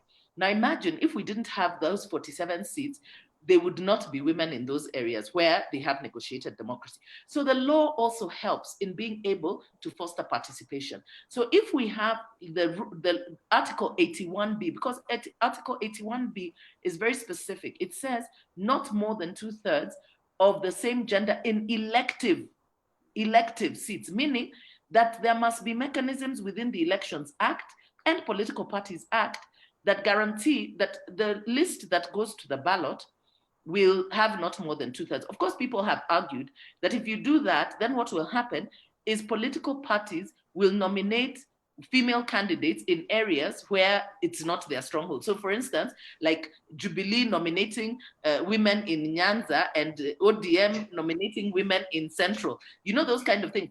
Be that as it may, they're saying, be that as it may, remember that political parties are also seeking to win as many seats as possible. It is in their interest. The more seats you have, the more money you get to your party. So, of course, political parties would not self-sabotage outrightly like that. However, even if they were, it would also have the dual effect of now forcing people to campaign in certain areas. Because you see, we've also had this zoning of areas where you are told, the people declare this area is for this political party, is the zone of this party. So if they do that, maybe then through the 2/3 gender principle, we begin to break those zonings. Because if I'm nominated to vie on a party that is not necessarily dominant in this area, I have to also be allowed to campaign. The other thing is, I think that as women, we have a resource in our networking, okay? And because political parties recognize that, political parties are always reaching out to women's networks. Women networks are a very powerful resource for organizing around the ballot for both political parties and political candidates, even the presidential candidates. So we must be able to use that to be able to leverage within political parties, because we have been approaching, as women have been approaching politics almost like a benevolent thing, not so much as looking at interests. You know, what are their interests? They don't negotiate interests. So you don't have women networks. You approach, like, let's say if a political party or a candidate approaches me and says, Daisy, I want you to mobilize women for me, and maybe they'll give you some small money. Instead of saying, okay, if we mobilize women for you, what are you going to give? We would want ABCD number of women on the ballot for election. We would want this many seats if we win government, in cabinet, in all. This is how men negotiate. And so women must learn to negotiate politics with their interests on board. And there's nothing wrong with that. But I think because for women, it's a new thing, you know, coming into the politics. And women sometimes are shy. You know, they are not openly coming to negotiate saying, I want to be president or I want to be running mate. They are waiting for, haya nitangojea ile kitu ambayo itaniangukia. So I think that if we are able to regulate political parties, because that is actually the weakest link, the political parties, because political parties are special purpose vehicles and they are personality cults. They are run by individuals, and those individuals call the shots. They are the ones. So it becomes very difficult to maneuver if you don't catch the eye of the leader, or, you know, some of those the officials of the party. And of course, it's distorted by money, because some parties have more money than others. So if you're not in that sort of called dominant party, you're running with what they call the small parties, you're already at a disadvantage. So I think that the central thing is, how do we ensure that political parties are really properly regulated? And that can only happen if we strengthen the office of the registrar of political parties and resource it. Because you can see there is a deliberate effort at weakening the electoral management body and the regulator of political parties. And I think if we do that, and they are forced to abide by the law and the constitution, we're going to make it that much more easier for women to come in and ensure that even as political parties carry out these processes, that they are fair contests, you know, so that, you know, you have delegate systems, you have colleges and all that. And we can borrow a lot of that from other democracies. Kenya, we say it's an emerging democracy, but there is a lot of reluctance from the duty bearers to actually ensure that the rule of law is adhered to at the political level, because the impunity thrives in the opaqueness of the political party processes. And for as long as those opaque... Which is why the work of people like Sheila is very important. Of course, because that is where corruption begins. Because if already at the political party level, you don't follow your own rules, you don't follow the law, how do we expect them to be accountable or follow the rule of law when they are in public office? They do not abide by the rule of law. They refuse to be fettered within the confines of the law. So for me, I think the law is a good tool, and the political parties being regulated. Thank you. Okay. That's, I like how very concise that actually the party is a very strong entry point. Like I keep on referring you to as a general of the women's movement. So is that even as some, because I think we have to approach it from very different ways. There's and also Alice had talked about that there's the economics, that we have to make sure that women are economically empowered. There is the social aspect that Steve talks about, the socialization of patriarchy that we need to contend with. And then now I like how you talk about the political parties as a very firm entry point. And I think that all these are places in which we need to channel energy continually. Steve, I'd be interested to hear some more about, because you understand the socialization of patriarchy in a very real way. Like you get it so well. How do you think, what can be done? Okay, so actually 2 questions there. What are some of the innovative ways that women can overcome the hurdle of political finance? And to begin with, actually, that's the first question I'd be interested to hear your thoughts on.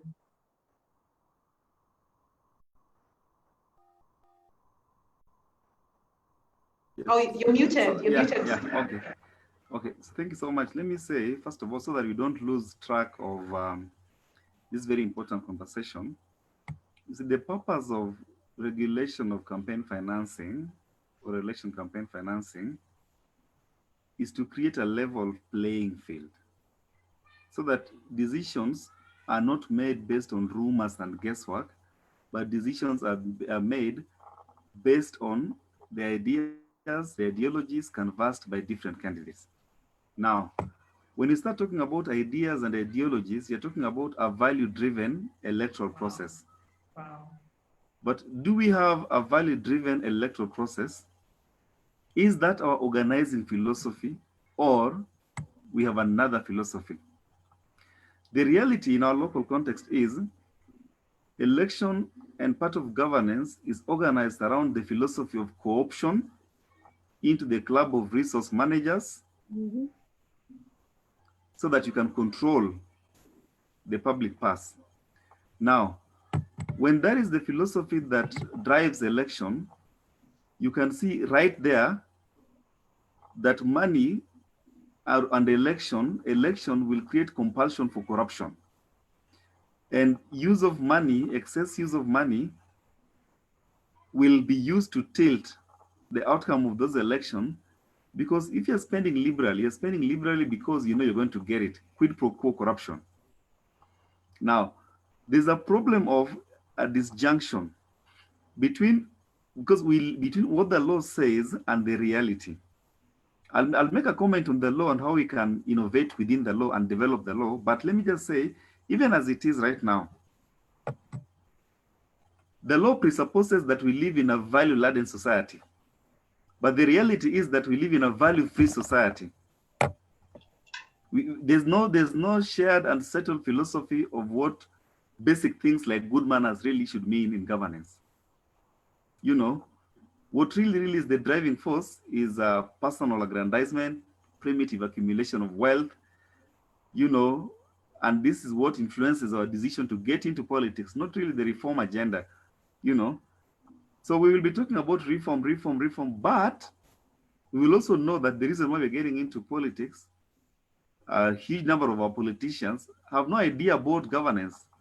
They have no that dedicated passion. Even the spending that they do to reach out to the voter is just to preserve that electorate so that another opponent or a rival in the coming election does not take away that support base. So we need to agonize about that. How do you have a value-driven electoral process? The law, and I agree with Sheila, the law has little intervention on that. How do you renovate the culture of bad manners, of corruption? The law has just, so far it can go. So there's a lot of moral conversations that must be had before we can talk about legal interventions. And we will have to reflect on that. But just before I go to the law, because the law is what I'll finalize with, if you're struggling on how to level the playing field for women, there are 3 approaches to do that. Number 1 is to recognize that you live in a poor country and decampaign big money. Decampaign big money, you know, let civil society actors and the governance enthusiasts like Daisy and Mheshimiwa Alice Wahome, who have been in governance for long, they know the problem of money can create. Decampaign big money, sensitize the people that if you allow politicians to use big money in election to get your support, they will find a way of recovering that money. You know, let money match your lived reality. You saw what happened in Kibra by election. There was a lot of use of money that was out of touch with the reality of the common man. Even the president himself recognized it. He said for about 2 weeks, he was watching and seeing the economy thriving. And then right now, Nothing is going on. So number two, other than the campaigning big money, number two, you can also ask big corporates like maybe, let's say for maybe Safaricom or other multinationals that are interested, because you must connect election and business climate. If the private sector understand that they must invest in the electoral process, a fair, credible, free and fair, credible electoral process, then they stand a better chance of less harassment post-election. You get? They stand a better chance of having a better business climate. So you can ask multinationals, a big corporation, to invest in election by way of attacking big money with big money. If you can't decampaign big money, then you can attack it with big money. So you have a lot of money, like what UN Women was doing, a lot of money going into civic education to match what big spenders are using. So then you neutralize big money with big money. If you can't attack, The third way is to regulate spending. And regulation of election campaign finance, there are two main approaches that is globally recognized. You can do so by ensuring disclosure. You can spend liberally, but disclose your sources. That will have some self-restriction, some self-censor, because then you'll be saying, how am I spending 100 million or 400 million and I'll be asked to disclose who is funding me? And then those who are funding you will be asked, where did you get this kind of money to find someone like that? So you can ask people to spend liberally and then disclose. But you can also use the model that Kenya prefers, which is merging disclosure while also creating spending limits. So I'm of the view that we need to review Election Campaign Finance Act itself. Okay. Because it creates budget lines that are unachievable, that are unrealistic, in the sense that if you tell politicians you can only spend so much on posters, so much on PA, so much on, then they'll tell you, am I allowed to realign? Because I don't want to do posters. I want to do e-posters. And we are migrating into a digital society. What does it mean to run an election in a digital society where most of the voters can have access to smartphones? Can you then, you begin to attack, you see the weaknesses in the Election Campaign Finance Act, because the Election Campaign Finance Act is about creating spending lines. Yes. And we are saying that can't work in our context. Then also we're saying lower those spending limits to something that can create a level playing field. Okay. If you put 400 million for gubernatorial election, when they will never make 400 million in their 5-year term, already you are institutionalizing corruption. And already you're excluding women that you've already talked about, who don't have the capacity to spend that much, either because they don't have the money, and even if they have the money, they are more careful how they spend the money than men. Yeah. So I think we need to look at the Election Campaign Finance Act. But going forward, here's the thing. I like that this conversation is not happening in a vacuum. These are not moral appeals that you're making. They are actually an existing legal framework of inclusion of all voices. The Constitution is deliberate that you must make all voices count in your electoral system and the electoral process. All voices must count. Women voices must count, youth, persons with disabilities, marginalized communities. And how do you make all these voices count? I think this time of BBI, when politicians are reframing what they care for, women should not lose this opportunity to frame the conversation around what they care for. And I think it's a good time to look at the entire electoral system, because the entire electoral system is rigged in favor of men. The Constitution already signals under Article 27, Article 81B, Article 10, and the entire Bill of Rights that you must include women. So are we going to relook at how do we must then overcome first past the post, for instance. I'm sure Mheshimiwa Wahome has done a lot of work, and when you're with members of parliament, National Assembly and the Senate, if you have a constituency like Langata with 19 candidates, you could end up getting someone who doesn't have the majority vote of the popular vote declared a winner, and the second person or the third person, who is a woman, was really struggled to garner to come to garner so much votes fading away because of fast past the post. So we have to reconsider that. We have to re-engineer our electoral system and make it more inclusive. In this country, money goes where there's so much noise. If you don't make noise about this thing, there'll be no funding. And I like there's two things. I like how there's two things that you've said that are very actionable, and I think we might actually end up like setting up committees from this DAISY. And one thing was talking to the corporates, because actually the reality is that the political world and the corporate world sort of like they're different places, but there is the opportunity to bridge them. And women who are sort of are not as crazy in quotes in terms of preaching for the kind of hate that we sometimes see in the politics. I see that that's one big opportunity. So there's a very big opportunity to actually, that's an actionable thing, Stephen. I'm really glad you brought it out. The other actionable that I see is about making all voices count, making women come into the conversation and set their own agenda. So even from this, DAISY, we have not met since the last time we had said we would. So these are two things that we are putting down in terms of actionables, as well as what Mheshimiwa talked about the economic aspect of things, about just really emphasizing on that, making sure that women are also just as financially strong. So thank you very much for that, Steve. Very strong. 30 seconds. No, because we have 8 minutes, okay. And we have... Yeah, so just 30 seconds, because I must touch on this. I was reserving it for the last thing. Yes. I have been litigating on the 2/3 gender case. And there's still a pending case there. And what I want us to do is that women must also develop capacity for follow-up. There's already a judgment that says going into 2022 election, IBC must ensure that political party lists of all candidates meet the 2/3 gender threshold. But politicians will be clever. Yes. They'll populate that list in areas where they know they have no support for technical compliance. So you must guard against that. The underlying principle is to make sure that inclusion happens every step of the way, up to and after the results have been announced.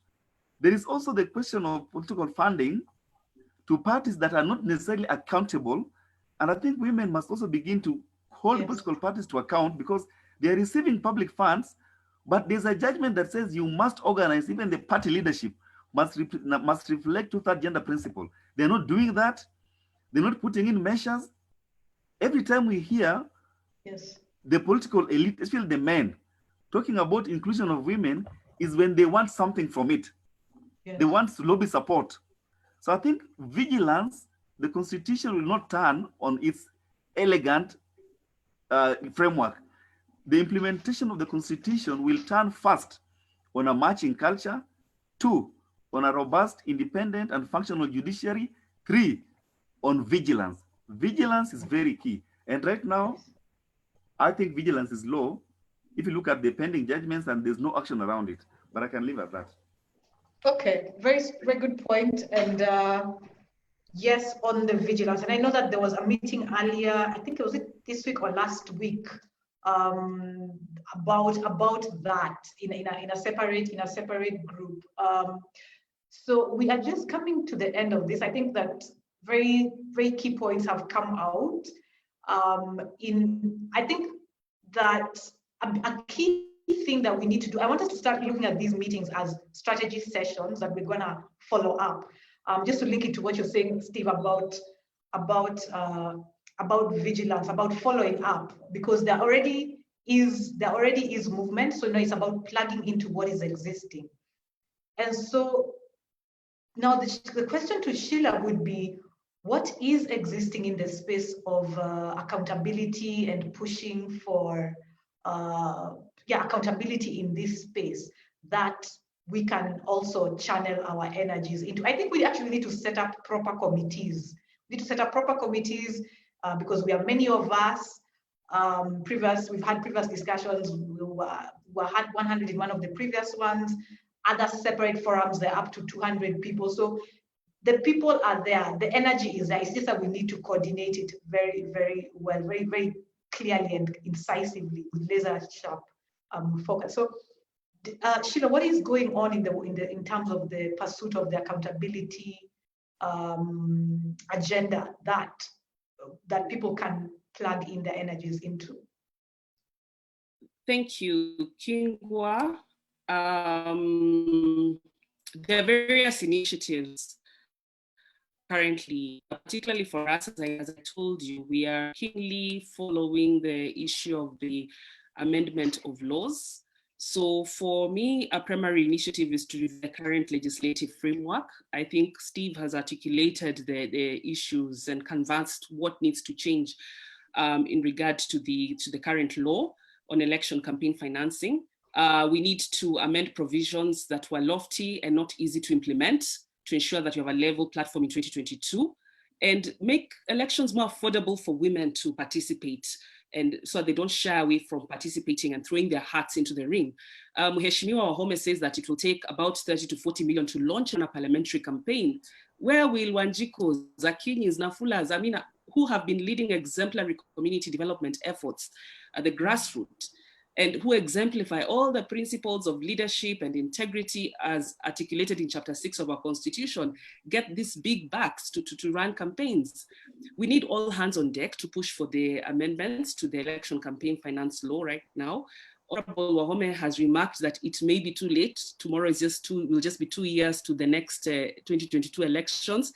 But for me, it's not too late. We have a whole 730 days. We have seen other laws in this country being canvassed in a matter of hours or days just because politicians have a vested interest. Why should operationalization of a campaign funding law take more time than the inordinate amount of time already taken? Now we are at 7 years and counting. If we don't deal with the lack of transparency in campaign funding right now, then let's prepare to continue to remonstrate on limited women representation in elected office for another 5 years. So there are various initiatives to push for identified amendments, which have been fronted by us as TI Kenya and other like-minded civil society organizations. On our end, we have sent some amended proposals for amendments to the National Assembly. We are waiting for directions on the bill from the House. IEBC has also submitted their proposals with the Justice Legal Affairs Committee, JLAC. We are keenly watching how it proceeds with it. All eyes are on Parliament. JLAC had promised during the post-election evaluation report launch by IEBC that all electoral reforms shall be prioritized before 2021. That clock is quickly ticking with the referendum talks and the elections of 2022. And I'm happy to see Waheshimiwa is here. Mheshimiwa Wahome, Gadhoni Wamshomba, and who's also the chair in Kewopa. I saw Priscilla Nyokabi now with the National Gender Equality Commission. Please help us intensify advocacy efforts with the committee, with the JLAC. It would go a long way in ensuring passage of these amendments, and even helping advocacy with like-minded parliamentary caucuses such as Kewopa and others which represent particular interest groups like those of the youth. The committee should come up with a harmonized bill and prioritize it as a government bill, because as a private member bill, it wouldn't go far considering the heavy parliamentary calendar as we speak and the limited time allocated to such bills. I think media exposés such as the splash that we saw yesterday on the Sunday Nation will also go a long way in terms of creating that much needed public awareness on who funds campaigns. So those are welcome, so people can get to understand who are the ultimate decision makers and power holders, and how democracy has been captured to benefit a few people in this country and perpetuate corruption by vested political and business interests. I think my last point is that to further enhance political transparency, we also need to work out a way and create avenues and mechanisms for public monitoring of campaign expenditure to further even the playing field in election contests for the benefit of candidates, especially women. So my question really as I close is, do we want to continue witnessing the same situation where women, who are still young women, are disadvantaged, are underrepresented and misrepresented in competitive politics? You can bet your money that we will continue reliving this situation if we do not address the legal challenges related to the implementation of the campaign financing law now. We have exactly 2 years, 730 days to be exact, to the next elections. The clock is ticking speedily. Let's buckle down to action to advocate for the requisite amendments that we need to see. Thank you. Thank you so much, Sheila. That's really good. And how you've detailed everything that's happening, and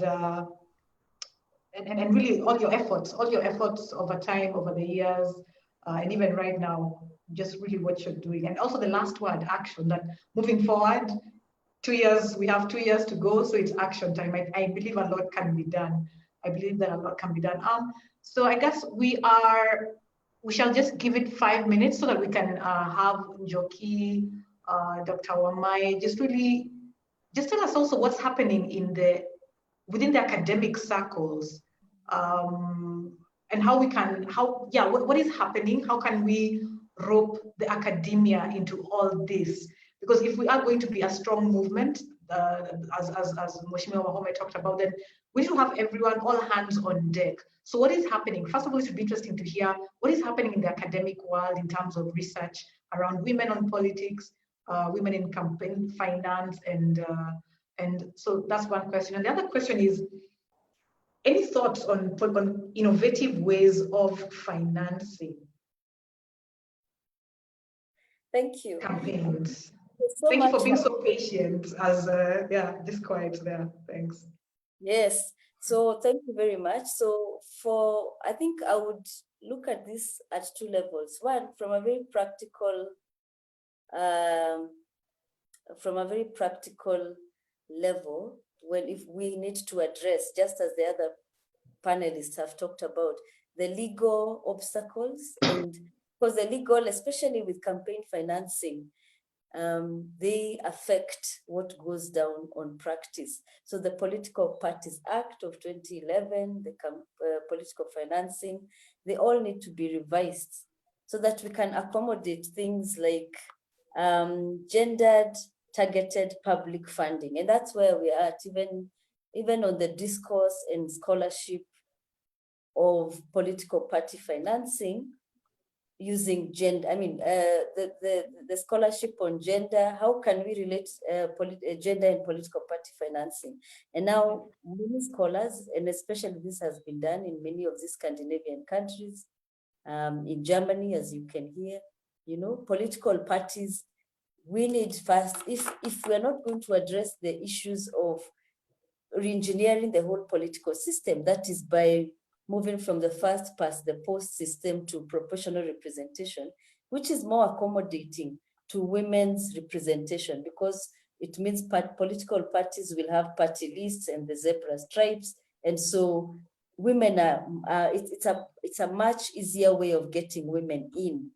And if we are not going that way, then we move to the other small ways we are likely to get gains. One, we already have laws that exist, like the Political Parties Act, and also on campaign financing. The challenge with that law, it gives, and it has like 3 criteria for funding. So you're funded the criteria for funding is you have 3% total number of votes in the previous election. And the second one, which is interesting for us, is the 2/3. You have 2/3 of office bearers. And that's where most of these political parties play around with, because all you need to do is get a woman as the deputy. And that's why we have women, it's like their career deputy chairpersons or secretaries or that kind of thing. So women are deputies in all this. And so parties use this to dance around really getting gains for women. And then, of course, the party has special interest groups. And this is only at the party level, the party leadership level. So till we revise this act to say that if you don't have elected women, and I think Daisy also spoke of that, then we are not going to give you money. So in the previous election, how many women did you get into parliament? And then, so we should have, and within scholarship, there's a huge, I mean, the research academically is not quite there, but it's there along policy circles like IDEA. And the IDEA has a report on gender targeted public funding. And those are some of the provisions. It is even supporting political parties across many countries to do. So let us ask for provisions that can get women in. So for the government, because it's our taxpayers' money to fund a political party, we should have very clear provisions on how many women did you get in, or how many women are you likely to get in terms of elected or nominated. But The current one is just, who are your party officials? Do you have 2/3 women and or a third? So, and that's a challenge. So that's one at the legal level. The second one, I would it's also, it's more about situated practices, electoral practices that women use to get into parliament. And I've been researching on this for some time, since maybe the 2013 or 17 election. If we look at our women, there are lots, many of them get in, and sometimes we, especially at the MCA level, even at the member of parliament level, maybe, and it's us, and it's a challenge for us in the academy. We are not doing enough research on how African women get into politics. So we are relying a lot on maybe what UN Women will come and tell us, this is how you get into politics, using largely the Danish or Finnish, the Scandinavian models, where most of the scholarship, even on how to get women in politics, comes from quotas, gender quotas, and that kind of thing. But if, and that's what the research I've been trying to do for the last couple of years, looking at people like the members of parliament, even we have right now listening to this, what situated practices on the ground did they use to get in?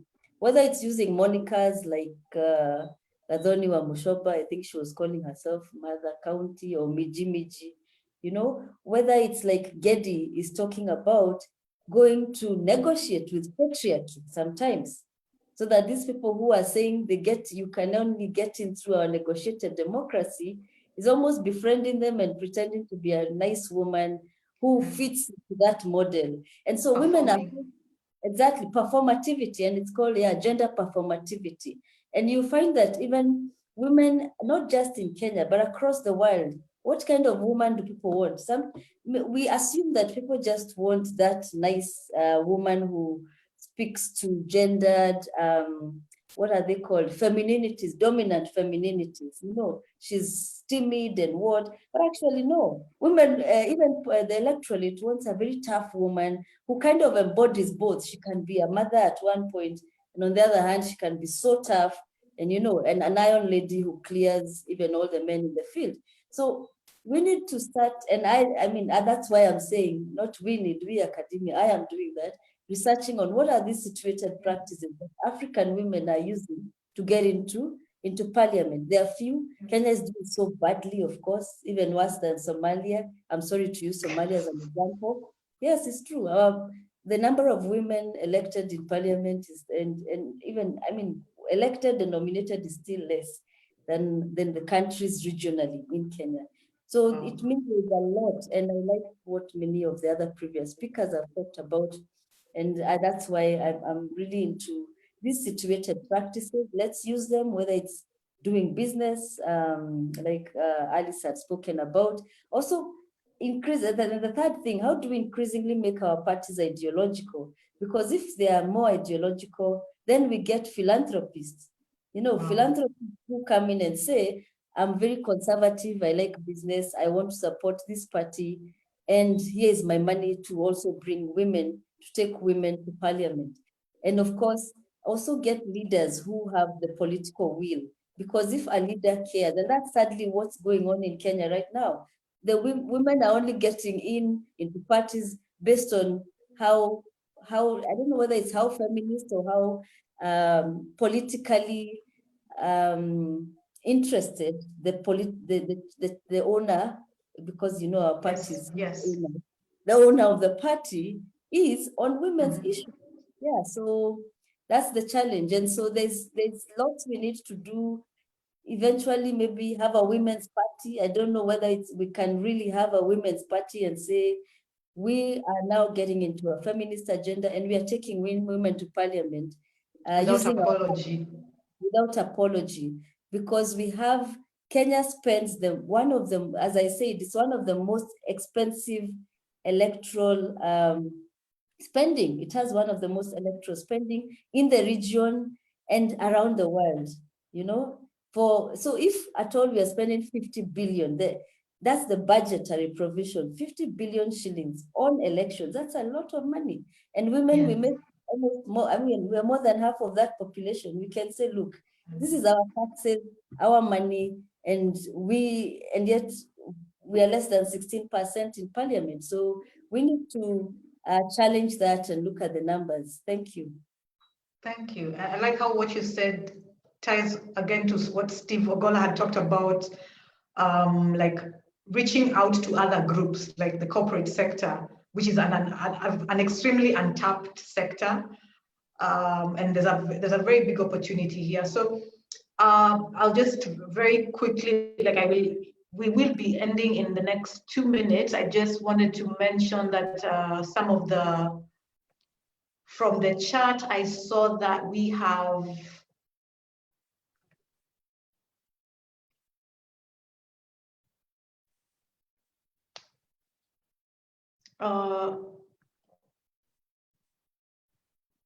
sorry. So I saw that we have Josephine Ojiambo. I saw her here making a presentation.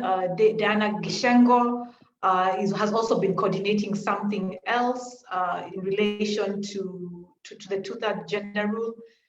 So moving forward, a lot of this discussion are things that actually need to be planned out on paper. Daisy and I had been threatening to meet each other, but we never got to meet. But there is supposed to be another women's another session which is focusing on women, and not next week, but the next week after. So it means that I really literally have to look for you, Daisy. Otherwise, I will come and embarrass myself, because we have to give feedback. Like what Steve said, that there has to be follow-up, there has to be some continual follow-up. So I want to just end this by thanking everyone that's been here. Thank you guys, panelists. You notice that I gave you guys time to speak because you had such powerful things to say, very important things. You're each doing different things, but in the sector. And I thought that it was important that we just really hear everything to the fullest. This is just the beginning. This is part of the beginning. The conversation does not end here at all. A big part of what we believe is important is just continually keeping the networking going on, continually making sure that different groups are here. In fact, maybe next time, one of the conversations we need to have someone from the corporate sector, women from the corporate sector, to be part of these conversations. Yeah. So thank you for today. Thank you, Daisy. Thank you, Alice. Thank you, Sheila. Thank you, Njoki. You guys were amazing. Thank you so much, our participants, with all your feedback. And I'm seeing, yeah, and thank you also. I'm seeing Florence Mpaye saying great conversation. Esther saying looking forward to future conversation. I actually realized that I think we are, yes, let me just say that next week, the next week's discussion is going to be related to feedback from this, because there is a time limit to this. We have 2 years to go. So we are planning. These are sessions for deliberating, not for making noise or that kind of thing, but about planning. So just to end to say thank you guys. This was amazing. Thank you, Sheila. Thank you, Njoki. Thank you, Steve. Thank you, Alice. Thank you, Daisy, for really sharing your thoughts and coming out just really with everything. And we will look for you again in future. This is just the beginning. And I will also follow up a discussion with all of you guys so that we can figure out also how do we build on to what you are already doing? How do we channel all the energy? Because there is energy, but maybe it is not being channeled as well enough as it could be. So we shall be following up on this.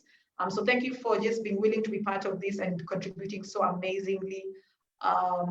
Probably will not give you the opportunity to have last minute say anything for the last minute, but you have given such an amazing contributions here. So thank you so much. So I think for now, I will just take it back to Christoph. Thanks for hosting this, Conrad, and just giving us this opportunity. Yes, I'm seeing Winnie saying probably have not more than 3 speakers for each session. Yes, that's a very good point. So we're going to keep that in mind for the next time. So we'll communicate about what the next topic will be, and yeah, we'll incorporate a lot of all this, and we will be giving feedback after today. So thank you everyone for being here, and back to you, Christoph. And others that want to if you want to replay the conversation, it's going to be on the Konrad Adenauer Stiftung page on Facebook because it's being recorded live, and feel free to share it with your networks. And yeah, we will be reaching out to, I've seen members of KEWOPA and others. We also need to bring Kina Maendeleo Wanawake on board on these conversations. Yes, so over to you, Christoph. Thank you, Kingwa. Thank you to all the panelists for another very interesting and vivid discussion. It's really nice to see that our series of Women in Politics is one of the most popular topics we have and the most popular Zoom conference we do. I think that also stresses how important this issue is and also how much we need to discuss there still. There were some very interesting and I think also important notions from tonight. We've been discussing the role of the parties, which is something that for us as Konrad Adenauer Stiftung is a very important part because we closely work with parties, with different parties. And it's always this issue of inclusion, not only of women, also of the youth, and how to establish processes within the parties that work for that. We have had the corruption issue again with this, which is unfortunately omnipresent in Kenya. And we also were discussing the electoral system. I've shortly tried to show you how it's going in Germany. Still, I think it's a very complex issue. So just introducing party lists won't solve this issue, or if it does solve this issue, it surely raises other questions.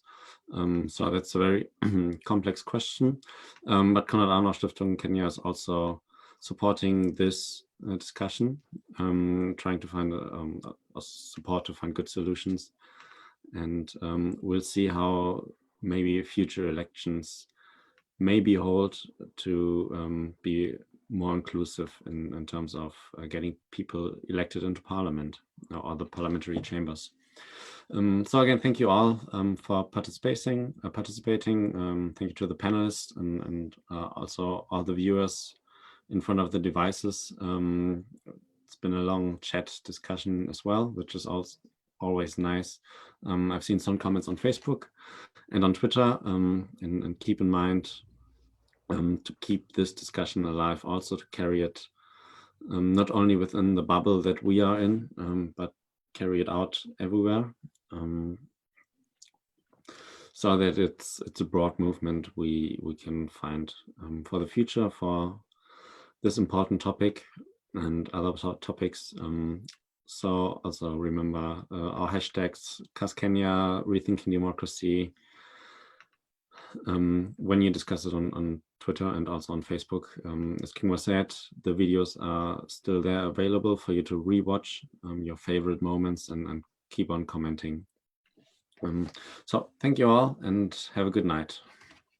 All right, thank you. Have a good one. We'll be in touch. Thank you. All right. Thank you very much. Bye. Bye. Thanks, guys. Have a good evening. Have a good week.